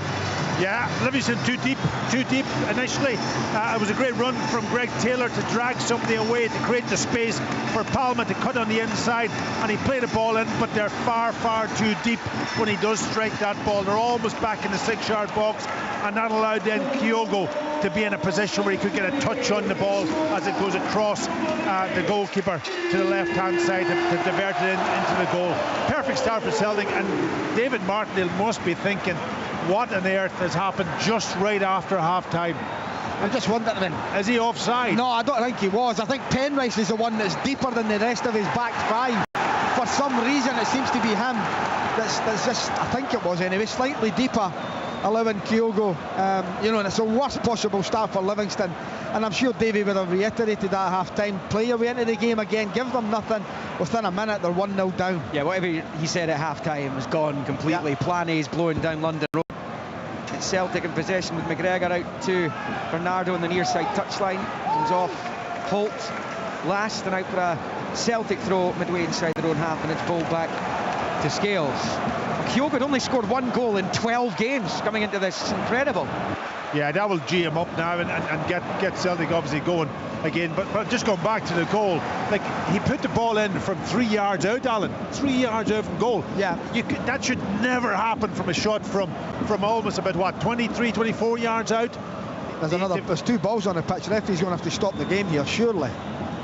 How can he not see this? Or one of his officials surely has to tell him.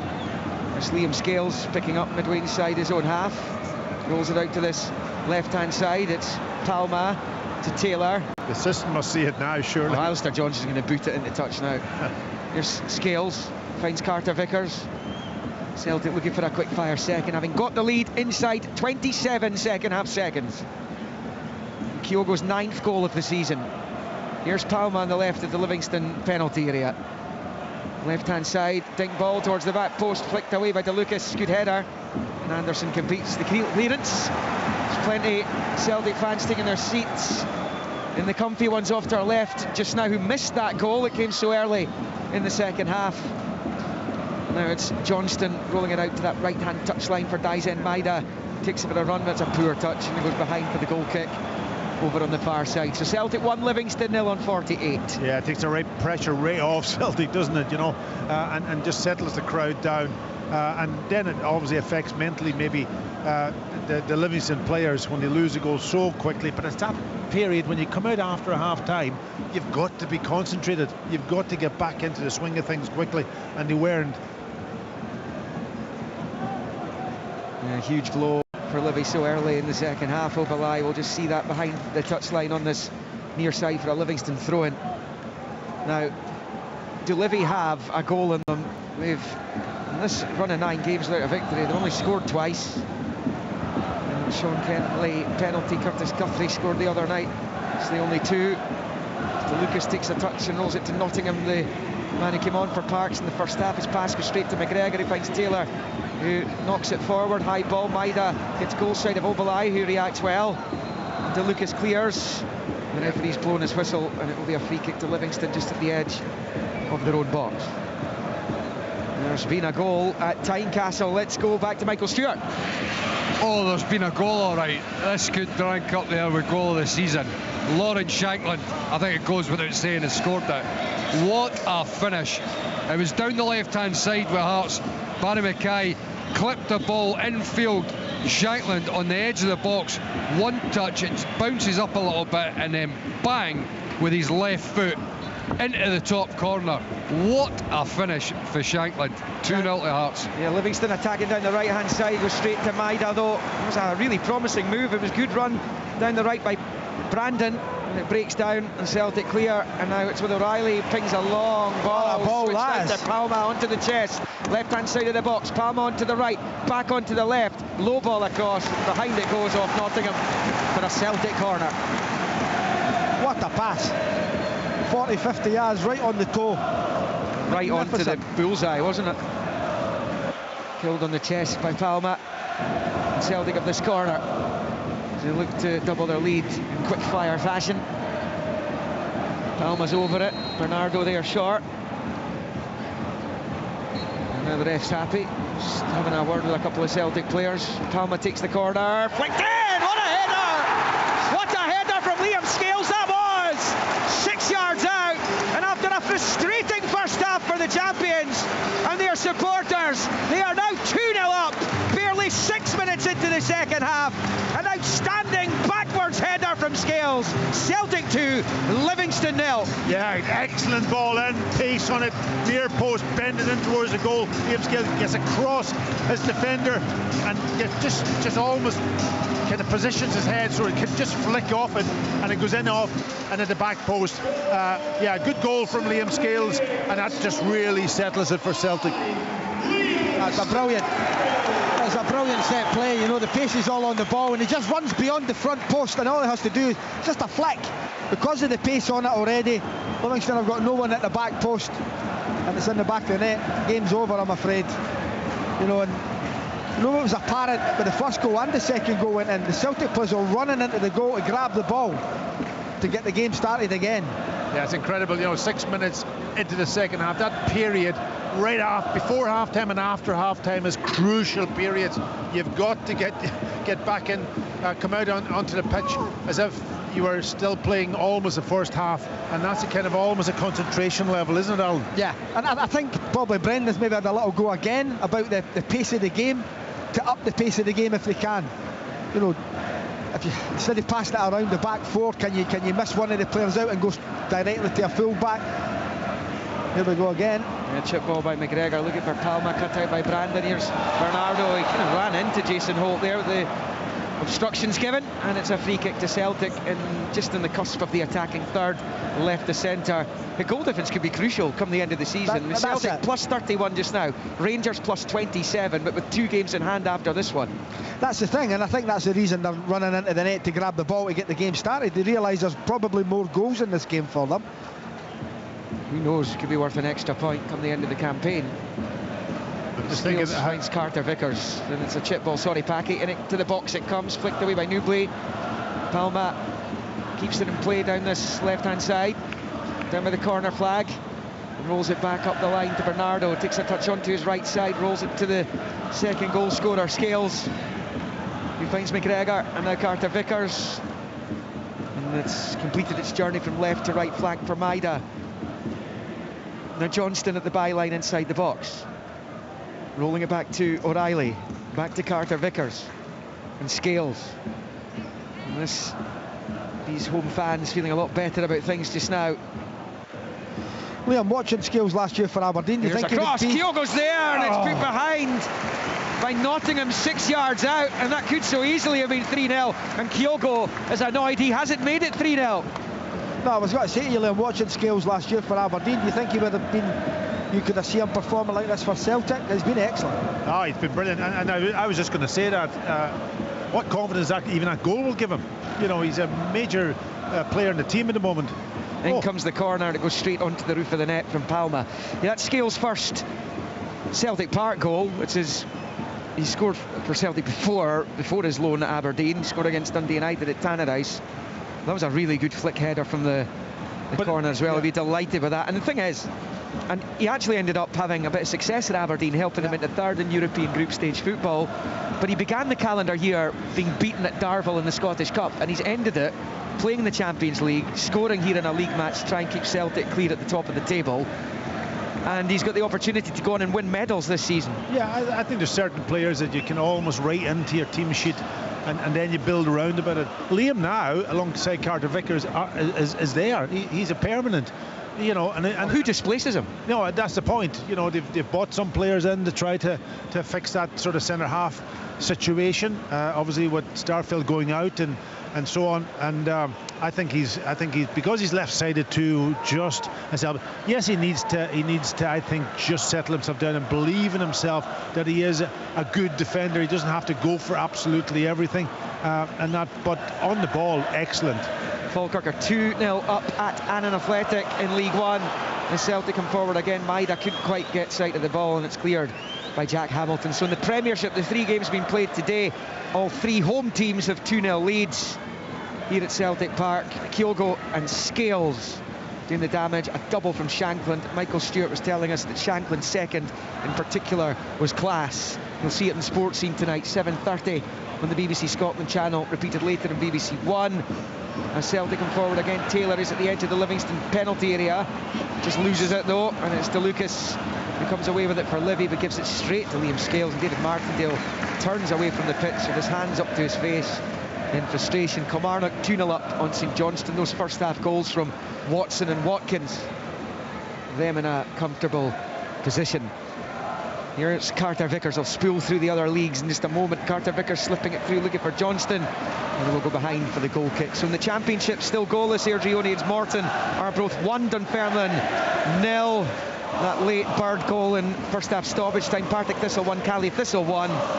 In League One, goalless Alloa Montrose, 2-0 Falkirk, as I was saying, at Galabank against Annan. Goalless Accies Kelty. Stirling Albion 1-0 up in Queen of the South, and 1-1 Cove Rangers Edinburgh City. That is just about at half-time, delayed because of the snow. 2-2 Dumbarton Clyde in League 2. Forfar 2-1 up at Balmoor against Peterhead. Spartans 1, Stranraer 0, and Steny 1, Elgin City 0. Is the story in the SPFL up to press this afternoon. Celtic in the comfort zone here all of a sudden after being booed off at half-time. They responded in the perfect manner. It's amazing what goals does to the outlook of a game. There's Palma, the left angle of the Livy box, playing it short to Bernardo, out to Taylor. Taylor's level with the Livy 18, out to the touchline for Bernardo. scoops it in, little chip ball, headed away by Nottingham. McGregor collects, Celtic 2-0 up, 57.5 on the clock. Carter Vickers finds McGregor. Forward to Taylor, challenging by Nottingham, gets it away, but there's just no way out for Livingston. Yeah, I just wonder what David Martindale's going to do now to try to get himself back into this game. They're pinned back almost with 11 players behind the ball, 30 yards out. McGregor to Taylor, here's Palma, outside of the right boot's brilliant, but Maida heads wide. Really good ingenuity there by Luis Palma. The right foot outside of the boot it was, and it's Maida's diving header, and he puts it well wide in the end. And 58, it remains Celtic 2, Livingston 0. Pat, I think to answer your question for Davey, it's damage limitation. Keep the score down, don't take a hammer in. I'd sign up for this now, wouldn't you? Yeah, he would walk off now with this. You know, people will be listening and think that's weird, but they've never been in the game, really. They've hardly had a shot at goal. I don't know what the possession stats are now, Liam, but incredible amount of possession that Celtic have had. You know, and it's damage limitation. Just keep the scoreline down. Don't take a hammer in. More winnable games to come for Livy, but wins have been like hen's teeth for them this season. Just a couple in the league. And Scales hooks it over his head. The header from Anderson, and then Scales nods it out to this near side. And out it goes for the throw-in to Celtic, which will be taken by Bernardo. And he's actually going to leave it here because it's a Livingston ball, which Nottingham's going to take. And Nottingham bowls it back the way. There's been another goal at Rugby Park. Stephen Craigan. There has indeed, Liam. I did say at half-time that Derek McInnes' side made Rue not taking some more opportunities, and Rue they have done, because St Johnstone are back in the game. Nicky Clark just on as a substitute, replaced Daniel Phillips. Free kick on the left-hand side. Matty Smith swung it in. Nicky Clark was first to react and knocked it past Will Dennis. It's now Kilmarnock 2, St Johnstone 1. St Johnstone yet to win away from home in the Premiership this season. Just 3 defeats in 9. Craig Levine's come in, he's steadied the ship. As Livy pick up a free kick on the far side, just relieved some of the pressure they've been coming under. So St Johnstone back in the game in Ayrshire. Kilmarnock 2, St Johnstone 1. I think Davey's going to make a change, and I think Brendan is as well. You would think Maeda's been out a long time. Do you get Maeda off and bring Forrest on? Do you know, I've got to say, I don't think Bernardo's been terribly impressive. I would maybe bring Owen, and as Pat said, go with your 2 up front. I think you've got to get Maeda off, because he's been out for a long period of time, and you know, if you can get an hour out of him, it's a good hour. I'm saying to Packy, they're really struggling to replace Hatate in the team. Bernardo, Turnbull, Iwata, they've all had a go as Maeda comes down the right hand side. It's not like they don't have the numbers, but the quality of Hatate is such that he's very difficult to replace. So Riley picks up the ball in the midfield, midway inside the Livingston half. He finds Scales. Yeah, normally at this stage they would make the changes. They would make maybe 3 changes, and then maybe later on bring on another 2. But certainly I'm not sure if. Yeah, here's a chance though. It's McGregor looking for Kyogo, but Jack Hamilton gets his hands onto it. Just beyond the hour, Celtic 2, Livy 0. Yeah, I'm not sure though on the bench that Brendan is totally happy with the situation, that he's going to bring players on that's going to make that big impact that he had before. It looks like James Forrest is going to come on just now, but yeah, he's just having a little drink of water before he comes on, and clearly Maeda would be favourite to come off, as Alan was saying. Motherwell Rangers to come tomorrow, midday kick-off at Fir Park. This thing stands Celtic. Brilliant. Moving 5 clear. Scales again impressing the Celtic legendary goalkeeper to my left, Packy Bonner. Liam Scales really has grasped his opportunity. But that composure there, that's 2 instances, 2 situations right after each other that he came out on top, and a crowded group of players just be shown a little bit of composure, and that confidence was not there before in the past with Liam Scales. So he's growing as a player, growing as a man. Roman Burrell scored his second of the game just before half-time. It is half-time in Aberdeen now. Cove Rangers 2, Edinburgh City 1. Cove, who've been in fantastic form, albeit lost to Alloa last week, won their previous 8 games. As Livingston pick up a goal kick here, and the change will be made by Celtic, and Daisen Maeda's afternoon is over, and he will be replaced by James Forrest in his testimonial season. Very straightforward and correct substitution. He's been out such a long time. Just feed him back into the game. That's an hour for him. I think he's brilliant. I think he's been such a great player for Scottish football and for Celtic more importantly. It's his work rate, it's his desire, never gives in. You know, Brendan Rodgers has sadly missed that in recent weeks. It's great for him being back, but he's been replaced by Forrest, who I think you've got to say has been absolutely terrific for his Celtic career. One of the most decorated players in the club's history. You know, he's been magic, but 32 years of age now. He's not done yet, though. I mean, we're looking to add to that tally, and I think Scott Brown, when he left here, said he fully expected James Forrest and potentially Callum McGregor as well to go above him in the medal stakes. Just speaking about Bernardo, Alan, what do you see that he gives the Celtic team? He's got ability, there's no two ways about it, but he's not a Hatate, nowhere near it. You know, and I think you're right when the likes of Turnbull's been in there as well. They've all tried different permutations. I've not really seen enough of him, Pat, live. This is the first time really I've seen him live, and he's done away okay, but he works away. He does, he works hard, but that should be a given. You need more than that to play for Celtic, I would imagine, especially in the engine room where he plays. Yeah, that's the point I was going to make. You know, he's in that area. You've got to see him delivering something. You've got to see him getting on the end of things, maybe getting a goal. You know, and maybe hitting that pass, that almost disguised pass we talked about in that sort of number 10, just influencing the game. And I'm not 100% sure if that happens at the moment. Celtic have it with Palma, left-hand side of the Livingston box, chops back onto the right. His pass is cut out by Shinnie, and Livy able to clear Newbley back out to Andrew Shinnie on the near side. He's ball up the lines, cut out by McGregor, and out for a Livingston throw. And now Livy will make a double change. Shinnie's coming off. Stephen Kelly will replace him, former Rangers midfielder. And the other change, we'll see Curtis Guthrie come on for Bruce Anderson, Alan. Yeah, you know, I think now Davey again will be looking for legs for the next game out, which is a massive game for them. It really is coming up. This one here, when you look at Livingston as a whole, they've never won here at Parkhead in their history. So I think now his eyes on that, starting to look forward to the next couple of games really, and get some people off that will stay fresh.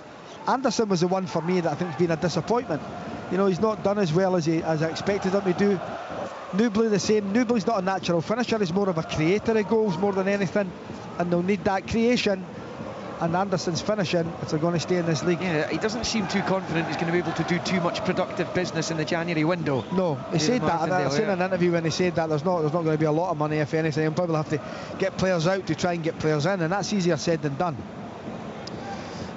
So 2-0 to Celtic in 65 minutes, and it is O'Reilly on the right-hand side. Low ball, takes a deflection behind for a Celtic corner. Hearts 2-0 up on St Mirren. Kilmarnock 2-1 up in St Johnstone.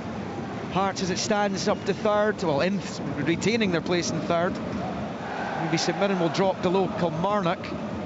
I just hope Willie gets home for the highlights. Hope it's not that bad. I hope he gets. Well, if you're listening, he'll be doing his shopping at the moment. Get home for the highlights, my friend. Yeah, Willie among the travellers from Aberdeen earlier today who made their way out of horrendous conditions in Aberdeen this morning. The snow and the ice, sleet, slush, you name it. And then get down to Dundee and the game postponed an hour before kick-off. And then you hear Dundee are training on the pitch. Yeah, I think there's more to come in that. There has to be an inquiry into this. Something has to happen, because that's not right. Flick on by Guthrie. Newbley goes after it on the edge of the Celtic box, but it's Johnston who wins it back for Celtic. He finds Palma onto the chest of McGregor. Guthrie with a header though. McGregor couldn't let it settle. Breaks to Stephen Kelly, who hoists it into the Celtic box. Scales comes and heads it out to Taylor from this near side, and he gets it clear. He's been caught by Jason Holt, and that'll be a free kick, and it's going to be a yellow card for the Livingston skipper as well. And he's giving what for to the assistant referee Dan McFarlane on this near side as well. Pat, should Hart have came there? Yeah, he got caught actually. I think he wasn't expecting it, and he was on the move backwards, and absolutely you can see the frustration a little bit from the crowd, and that's a problem for Joe at the moment. You know, if anything goes wrong, whether it's something that they expect him to do well, and he doesn't do it, they're kind of on top of him a wee bit at the moment. But listen, you know, there's been a lot of discussion around Joe Hart. For me, he's such a huge influence in the dressing room and around the dressing room. He's not a young man anymore, and I think, I don't know whether Bain or the other goalkeeper will be able to replace him, or whether they have to go to the market this summer and find somebody. But Joe still, I think, could be, you know, they could keep him for a year just to help whoever's going to come in. He's been brilliant, he has been, and his career, what a career he's had when you look at it. Yeah, absolutely. So many caps for England, you know what he's done there, winning the Premier League with Man City and everything else that entailed. He's a top goalkeeper. He's into his third season at Celtic. It's more difficult this time around. Scales goes back to Carter Vickers. Game on here, and looks as though Celtic will be able to continue with Greg Taylor in the team after that heavy challenge. He's on, he's running freely. It's Palma back to Scales, rolls it out to the left-hand touchline for Bernardo, moving in field. Slipped ball just to his right there, looking to try and get one of his teammates involved. It was Palma, comes back to Carter Vickers. Palma, first time ball back to Scales. Scales moving forward. Packie encouraging Scales to I'm saying go and hit it. Go have a strike, son. Go for a second one. I know he's Irish, and I'm very proud of the young man. And rightly so, he's been magnificent. And there's Bernardo throwing it to O'Reilly. First time ball, looking for Bernardo. It's cut out and breaks to Curtis Guthrie for Livingston, but he's overhit the pass to Kelly, and out it goes for a throw-in to Celtic on this near side. You listen to Sports Sound here across the frequencies in BBC Radio Scotland. No open all mics today due to the postponements of the matches in Dundee and in Dingwall. We are keeping you up to date with the other score lines and the goals as they go in as best we can. It's Forrest on the right-hand side, rolling it back for Celtic. Or 2-0 up. It's McGregor to Taylor, outside of the boots, a good ball in. It's headed away by DeLucas, breaks the way Jamie Brandon, but he swipes it fresh air with his clearance, and it drops kindly for Bernardo. He finds Palma on the left-hand side, drives it across, and it's flicked away by Penrice. Here is McGregor. Celtic are going to look to their bench again in just a moment. It's out to the right-hand side for the champions. It's rolled in field there for Scales. Scales in out to the left-hand side of the Livingston box for Palma. Jinks on to the right and plays it short to Scales again. Scales to Bernardo. His little back heel, though, can't find McGregor. Livingston get it half away, but here comes Celtic again. It's utterly relentless. Just over 20 left. O and Yang are coming on in a moment for the home team. There's Palma down the left-hand side, and he wins the corner of Nottingham. But Livingston just trying to get through to full time without the damage getting any worse. It looks that way, because they haven't. They've just all gone. Everybody's gone behind the ball, and it doesn't tend to think that their tactics have changed any. Celtic corner into the box, and it beats everyone, and it's going to come through. They're claiming corner, but it's going to be a goal kick and a chance now for Celtic to make those changes. Ross McKeever has given Falkirk a 3-0 lead now at Annan in League One, as Kyogo is replaced by O. Falkirk unbeaten in the league, of course. Their only defeat all season was in the League Cup against Dundee United. The other change will see Palma replaced by Yang. A chance for these two players, I think it's fair to say, yet to prove themselves in Celtic colours, to try and make an impact in the closing 20-odd minutes here. They lead 2-0. Yeah, I think that'll be a fair observation, I think, from all the games we've watched, and you've commented on, Liam, from that perspective. It is now 3-2 to Dumbarton. It looks as though Jai Stevenson's put through his net again, having scored an OG in the first half. He scored an OG in the second. Scales will head it back to his goalkeeper, who holds on to it eventually, a bit like a bar of soap out there because of the conditions. The rain is teeming down. It's been as relentless as Celtic's attacking play for large swathes of this game, of which there are 19 of the 90 left to play. So Dumbarton 3, Clyde 2 in League 2. 3-0 Spartans now against Stranraer, and Ayrton Sonker has scored his second. He got the second, he's got the third as well. Stennismuir 2-0 up on Elgin City. And that is you up to date with League 2. Alloa 2-0 up on Montrose in League 1. And Alloa 2, Montrose 0. Annan 0, Falkirk 3, Hamilton 1, Kelty 0. It's an O'Hara goal as Celtic come down the right, the header away in the 6-yard line though. So Aki's looking to keep tabs with Falkirk at the top of the table there. An important goal. They lead Kelty Hearts 1-0. Stirling Albion still 1-0 up in Queen of the South, and half-time, second half will be getting underway shortly. Cove Rangers 2, Edinburgh City 1. And in League One, here in the Premiership, Yang on the left-hand side, jinking into the box to the byline. He's bouncing off a Livingston defender. It looked as though it came back off Yang last for a goal kick. The referee has given Celtic the corner. Yeah, I think a double ricochet, hadn't it? I'm not sure from where who came off last, but it certainly ricocheted off a few players. But Celtic get the corner. Championship Airdrieonians 0, Morton 0, Arbroath 1, Dunfermline 0, and 1-1 between the Thistles, Partick and Inverness. And it is a corner from O'Reilly into the box. The header down, brilliant save from Jack Hamilton. Carter Vickers headed it straight at him, but he's still got to make the save, and he got it out of the danger area as well. It is at the expense of another Celtic corner, but it's excellent goalkeeping, particularly in these greasy conditions. It stays Celtic 2, Livy 0. I thought you were doing a disfavour there. I didn't think it was straight at him. I thought it was down to his left, and he did remarkably well to keep it out because there was power on that header. In comes the corner. It's headed behind for another. There was an awkward looking ball behind, and Celtic have another chance to keep the pressure on. Wonderful reactions from Jack Hamilton, really was. I agree with Pat. I think it was just his left hand side.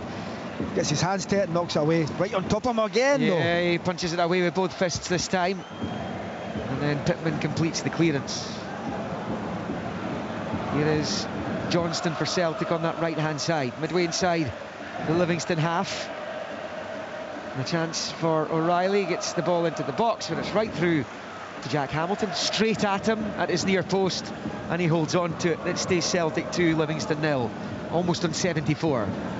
I know Livingston are trying to sort of keep the score down, but surely they would keep somebody high up the pitch, Alan, just to be of an out ball at times. Yeah, and from open play, not from set pieces or a goal kick or that, but from open play. They've got Guthrie and Newbley. Guthrie plays up there as well with Newbley, so they're trying with the two bigger lads if they can. But I mean, I've been here myself. It's such a difficult venue to come. You're 2-0 down. Celtic have got all the possession. The fans are on their side. It's so difficult. Yeah, but that's them all dropping in now. You know, it's damage limitation though. You don't want them. They're not here to entertain the Celtic fans, I'm afraid, Pat. They're here to try and keep the scoreline down. Of course, but you would want them to sort of try to get at least a goal back and put a wee bit of pressure Forrest on. keeping it in play back to McGregor, who shoots some distance, but he's off target over the bar. And it remains Celtic 2, Livingston 0. That is the scoreline at Tynecastle. Hearts leading St Mirren 2-0 and Kilmarnock 2, St Johnstone 1 in the 3 matches that survived the weather in the top flight. Yeah, my argument to that, Alan, is that 2-0 is always a dangerous It is, but can you honestly see them getting something out of the game? They've scored 2 goals in just over 2 months. You're asking them to score twice in 15 minutes. At least score 1. Yeah, well, it would certainly make a game pressure of it, on. Come on, I'm talking here about positivity and. No, you're not. You're wanting them to come out and play so Celtic can score more. No. Very unfair.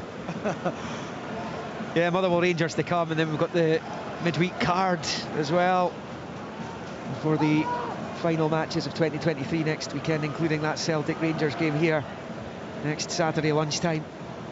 Here's Yang and the champions skipping infield away from Jamie Brandon and rolling it over to the right hand side at the right angle of the box for Forrest.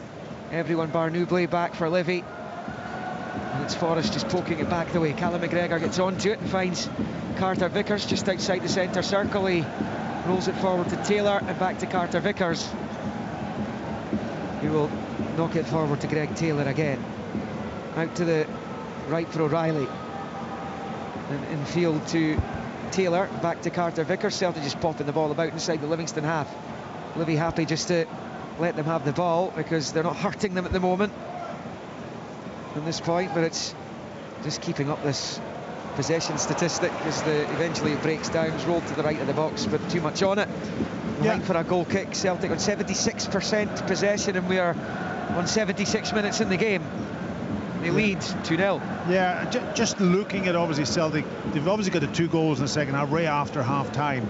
One was a set piece, the other one I was a bit more critical of the defending from Livingston, far too deep, and Kyogo scores from 3 yards out. But have they really done a lot more than that from a creative point of view compared to the first half? I'm not 100% sure, to be honest. I don't think so. They've had lots of control of the game, there's no question, but this is gonna punish them if they don't start creating more chances. Trying to play for a throw-in on this near side for Livingston, just about midway inside their own half. Celtic in action on Boxing Day at Dundee. and then the 5 Premiership matches take place the day after. And Sports Sound will be across both those nights. Motherwell Rangers to come before that tomorrow. Motherwell haven't beaten Rangers in the league since 2002. There's Yang on the left-hand side, level with the penalty spot, into the Livingston box he goes, pulls it back, and then it bounces a couple of times off Bernardo, and the second time it goes behind for the goal kick, and it will remain here 2-0 to the champions with about 12 minutes to play. And Davies still having a go at his team. He's trying to keep them compact. Yeah, because goal difference could be so important to them. Correct. As well. They're minus what they're now, minus 17. Yeah, I think they are. It's, you know, it could come down to these fine margins at the end of the season. The goal difference in the league, the top two, plus 31, plus 27, as it stands right now. The next best, Hearts, plus 4. And there's only 4 teams in the league with a positive goal difference. What does that say? Here is Callum McGregor just outside the centre circle, rolling it to the left of it for Taylor. Out to this near side, it comes for Yang. David Turnbull is getting ready to come on for the home team. Here's Yang along the 18-yard line, just threading it towards O'Reilly. It breaks back to Alistair Johnstone, who got it from Forrest, but it breaks down, and it's back in the gloves of Jack Hamilton. Celtic 2, Livingston 0. Yeah, just looking at Yang there, cutting on the inside, very similar to Palma, cutting in on his right foot, but he elects to pass the ball when he has a chance maybe to pull the trigger. Have a goal, have a strike, and then you can, you know, you see him from the first goal. If you have a strike, somebody gets on the end of it. Wow. Alloa, who were 2-0 up, have been pegged back to 2-2 by Montrose. That is quite the turnaround there. Hermiston and Lions for Montrose, and they are right back in the game. They are going into the closing 8 minutes or so in that League One fixture. Cove Rangers 3-1 up on Edinburgh City now, and Ronan Burrell has completed his hat-trick.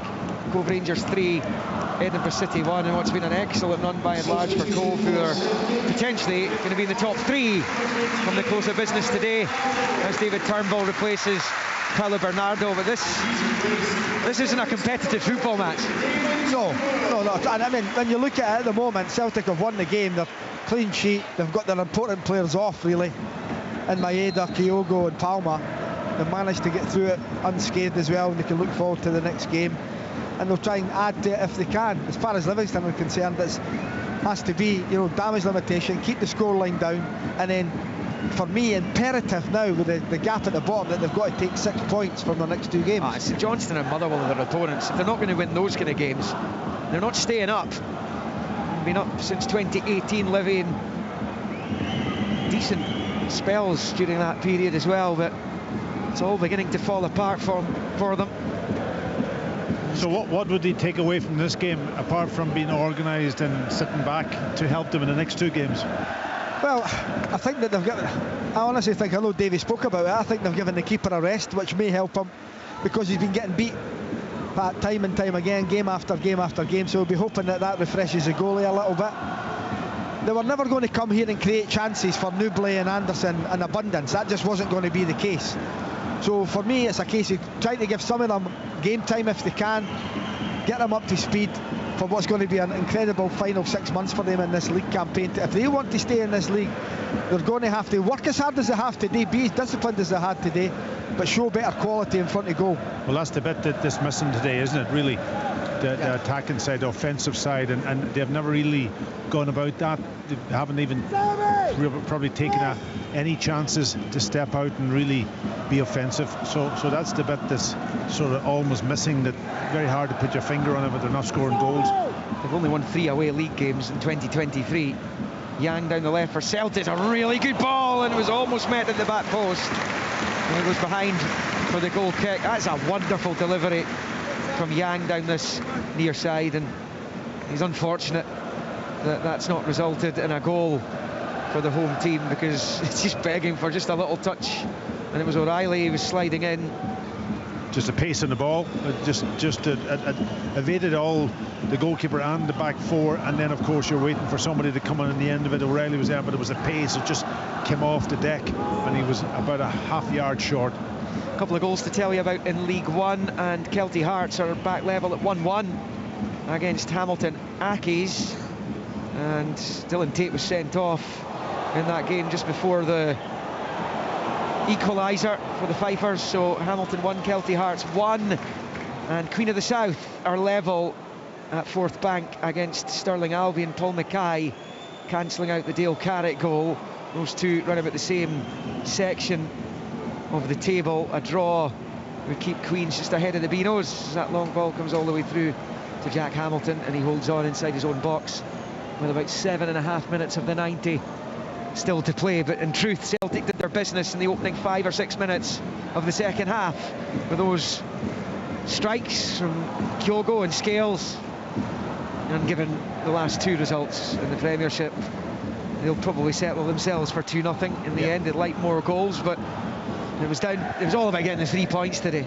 They can impress. Very important. Great. And actually, they played a lot better today than they did last Saturday. Yeah, they had a little bit more intensity, but yeah, 3 points was absolutely crucial, and they've got to build on that midweek again and try to get another 3 points. They can't afford to lose anything now, and then have to get into that Rangers game and at home. That should take care of itself to a point. Forrest down the right with a deep cross, comes all the way through to Yang, turns it back to Scales, and mud all over the shirt on the green and white hoops because of the conditions today. Soggy pitch.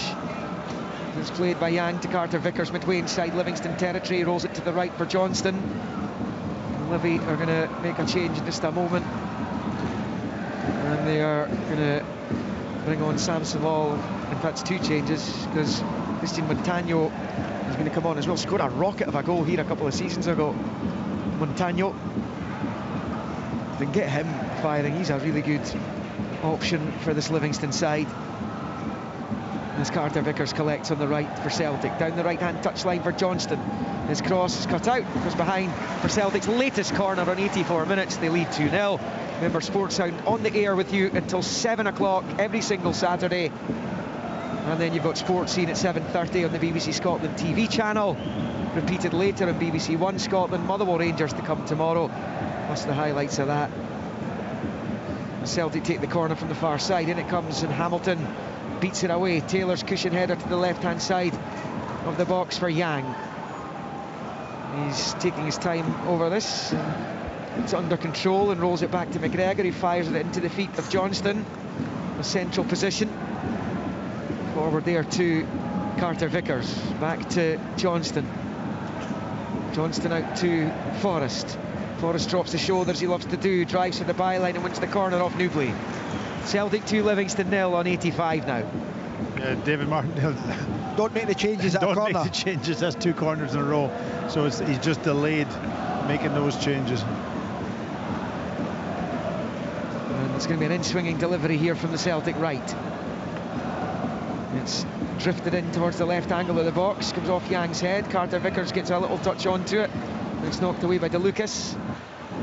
Here is a chance still for Celtic. It's whipped in towards the right-hand side of the goal frame for Scales. Doesn't get much onto it, and then it's wildly slashed wide in the volley by James Forrest. Closer to the corner flag on that occasion. And now Livy can make the changes with Celtic leading by 2-0. Lowell and Montagno, as I say. Newbley coming off. He's struggled again in the game. Yeah, well, listen, you know, he's filled in space and all that, but he's a danger man in the final third, isn't he? You know, and that's the problem when he has to come deep and do that type of job today. He's not going to be over effective. He is, Pat, but you know, I think he's been injured a bit, but he's been disappointing this season largely, I would imagine, for Davy. He's a ball carrier, he gets them up the pitch, he creates chances, touched on it earlier, he's not a natural finisher, and it's a big 6 months for him, for the club as well. Davy Martindale needs Joel Newbley firing on all cylinders. I thought he might be somebody who could do a job for Livingston up front at Celtic Park. He's generally pretty good at holding things up, and he's bustling in nature, so he does give defenders a hard time as well when he's on song. Celtic pick up on the right with Forrest midway inside his own half for McGregor.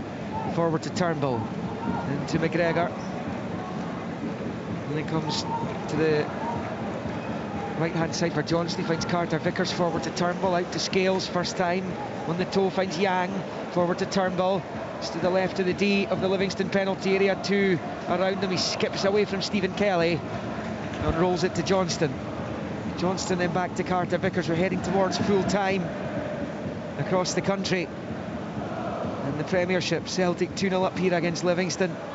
Hearts 2-0 up against St Mirren, and 2-1 Kilmarnock against St Johnstone. Kelly hanging on just now as Yang gets down to the byline into the box. As he run out of pitch, kept in. It was really good from Yang. Really positive play. And a really good sleight of foot to get himself into a position where he was just about at the near post there, and he's won the corner. Yeah, decent run from him, showing a little bit of skill, which you want to see more of in that sort of wide position. And he was just sort of outnumbered when he got to the byline, but he's won his corner. Here comes the corner from Turnbull towards the back post. A free header, brilliant save by Hamilton. Outstanding goalkeeping, threw himself to his left to make the save, and he goes behind for another Celtic corner. Outstanding. Livingston would be going out of here tonight with a really heavy defeat had it not been for Jack Hamilton. 2 to play at the 90, they trailed 2-0. Was that a header from O at the back post there? It was O, yeah. You would expect him maybe to finish, but it was a good save. Great save down to his left-hand side. Good reaction save. Doing him the world of good. Yeah. So rightly. I mean, he's probably had 2 very, very good saves now from headers, really from set pieces that you don't expect Celtic to get free headers from most teams. But today that was 2. One from Carter Vickers earlier on from a point-blank range, and now when they're coming into the back post and a free header from him. 4-3 Dumbarton in League 2. It may be that Aaron Linus has won it for Dumbarton late on against Clyde. And it's a corner here for Celtic into the near post, where it's put behind for the corner by Nottingham. But the referee didn't like the challenge on him, so Livingston have a free kick inside their own penalty area. It wasn't a double OG from Jai Stevenson. Ryan Wallace credited with the 3rd Dumbarton goal. And Aaron Linus made it 4-2 before Cian Leslie pulled one back for Clyde. So perhaps they're not done just yet, Clyde. In fact, it's 4-all in that game. I've spent half the time during this commentary discussing what's been going on at the Rock this afternoon. An 8-goal thriller, 4-4. Clyde, who can't buy a win just now, would probably settle for a point, given they were 2 goals behind going into the last few minutes. Dumbarton 4, Clyde 4 in League 2. I'd love to see conditions in that game. I spoke to somebody who was going to that game earlier on today, and I told him to wrap up. But 8 goals, he would be excited, there's no question. That's great advice, Packy, great advice this time of year. Frustrating for Dumbarton because they would have been level on points with Peterhead if they were able to win that one. 6 minutes have been added here. I'm not sure Livingston will be too delighted with that. There's a brilliant strike from outside the box by beaten away by Hamilton again. An excellent game. You need a goalkeeper to have an excellent game to get a result here, and clearly Livingston are not going to manage that. And he's kept the score down. Here's Turnbull on the right of the box, fed through to Johnstone. Little back heel's excellent for Forrest, desperately trying to turn, he couldn't, and it's clear by Livy. Here's a question. Sort of pirouette James Forrest perhaps would have come easier to him a few years ago. Here's a question for David Martindale. George. Do you keep the goalkeeper in? George. That is your answer. I think Jack's done brilliant. Jack Hamilton's done really well today, but I think that Shamal George is his number 1, and I just think giving him a rest today, maybe looking at it thinking, this could be tough today. Celtic coming off 2 defeats, it's going to be a tough game. Give my keeper a rest. 2 big games coming up, we keep touching on it. That can define Livingston's season the next few days. No, too right. Full coverage, of course, on Sportsound here, BBC Radio Scotland. Here is Yang for Celtic on the left. Little ball for Turnbull. Turnbull chopping back onto the left-hand side, and then passing it back to Yang, who shifts it along the deck to Scales. Scales again, back. He's encouraging him to shoot again. Well, he was. He's got to brighten up this game. It's been a training exercise since about minute 51, hasn't it? Oh yeah, absolutely. Well, that was it. It was the 6 minutes into the second half, and the game's done. And seconds into the second half, really, they've let Celtic off the hook, because if they could have weathered that storm to get to an hour, it's still 0-0. You'd never have known what would have happened. Last little burrow through the scoreline, so 2-0 Celtic here. Hearts 2, St Mirren 0, Kilmarnock 2, St Johnstone 1 in the Premiership. In the Championship, still, in fact, it's finished goalless. Sergio Morton injury time most of these games now. Arbroath 1, Dunfermline 0, Partick Thistle 1, Caley Thistle 1. In League 1, Alloa 2, Montrose 2, Annan 0, Falkirk 3's a full time. Hamilton 1, Kelty Hearts 1, Stirling Albion 1, Queen of the South 1, Cove Rangers 3, Edinburgh City 1. They are just beyond the hour mark in that game, the later kick-off. In League 2, it's finished 4-4, Achill Thriller, Dumbarton Clyde, Peterhead 1, Forfar 2, Spartans 3, Stranraer 0, and Stenhousemuir 2, Elgin City 0 is a full-time score. So that Stenhousemuir keeping up their excellent form. They're 8 clear at the top of League 2. And Arbroath 1, Dunfermline 1. Craig Whiten's equalised late on for the Pars against his old team. Yeah, it could be a huge goal for Dunfermline as well. Trying to get the engine running. In comes the free kick for Livingston into the Celtic box. It's cleared in this near side. Yang loses it. Here's Lawal, drives it across, no takers, too much on it. It goes out for a throw-in over on that reverse side for Celtic, deep inside their own half. Yeah, that will be frustrating for Jim McIntyre. Got their first win against Caley Thistle after 8 successive defeats. Looked like he was going to pick up another 3 points. Craig Whiten back to haunt his old team. Here's Carter Vickers to Scales. Left of the centre circle, crossing halfway. 6 minutes were added on here at Celtic Park. We played 3.5 of them. Now edging towards half-time, and Celtic will turn their attention to Dundee on Tuesday. As it slipped into the Livingston box. It's an easy one for Obalai to deal with, and Lawal knocks it clear, and out it goes for a throw into Celtic over on that far side. Plenty empty seats inside the stadium just now. Celtic fans looking to beat the traffic, but they're heading out early and better fettled than they were this time last week, that's for sure. The Scale slips it to Carter Vickers. Walking pace. Options ahead of him. It's all over in the other 2 Premiership matches. So Hearts continuing their good form. 2-0 win against St Mirren. And Celtic come forward, the cross ball, and no takers again. Nobody getting their head onto it. It's coming back in from the left-hand side from Taylor this time. And Livingston get it away. It's finished Kilmarnock 2, St Johnstone 1. So Kelly, another team in excellent forms. 1 defeat in 6 now for Derek McInnes. Taylor clips the ball in, and Hamilton sees it behind. So Hearts in 3rd, Kilmarnock up to 4th. St Mirren dropping down to 5th after a 6th successive away defeat, Alan. Yeah, it's you know, the league's so tight as well, though, Liam. You're going to Stephen Naismith won Manager of the Month. He hadn't won a game the month before. Then he lost 2 out of 3, but now he's won 2 in a row. It's just, and that's going to be that kind of season. You know, you're up and down, you're winning games, you're losing a run, and that's it. But someone's going to have to go on a run if you want to finish 3rd, and at the moment it's Hearts. Hearts, yeah, they certainly seem to be best placed to do so. St Mirren falling away just a bit recently. It was always going to be tough for them to maintain the wonderful form they showed in the opening few months of the campaign. Joe Hart plays it short to Liam Scales. Square ball for Carter Vickers. It's Livy that need to go on a run. They're the ones. They now need to go on a run of wins. Can you see them doing that? Next 2 games will be very difficult, but I think if they can get 1, if they can win the next 1, then it takes them into that 2nd game, which is winnable as well, albeit away from home. They need to win next time out. Stop the rot somewhere. There's the final whistle here at Celtic Park, and Celtic back to winning ways after back-to-back Premiership defeats. Albeit a bit of hard work in the first half. They had plenty of opportunities, just couldn't find the goal. They were booed off at the interval, but the opening 5 minutes or so in the second half made all the difference. A wonderful ball in inside 27 second half seconds from Paolo Bernardo. Was knocked home at the back post by Kyogo, who had only 1 goal in 12 coming into this one. Well, that was his 9th of the season, and he'll feel a lot better about himself. And then just a few minutes later, Liam Scales headed home a Lewis Palma corner to double the champions lead. That's when the scoring stopped. The dominance continued. It was played as an effective training match from that moment onwards, and Livingston will now turn their attentions to more winnable games to come, none more so than the games against St Johnstone and Motherwell.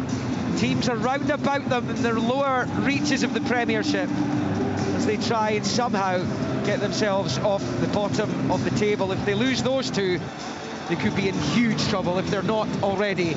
The other end of the table, Celtic go 5 points clear at the top of the Premiership, albeit they've played 2 games more than Rangers, who go to Motherwell tomorrow. It finishes here, Celtic 2, Livingston 0.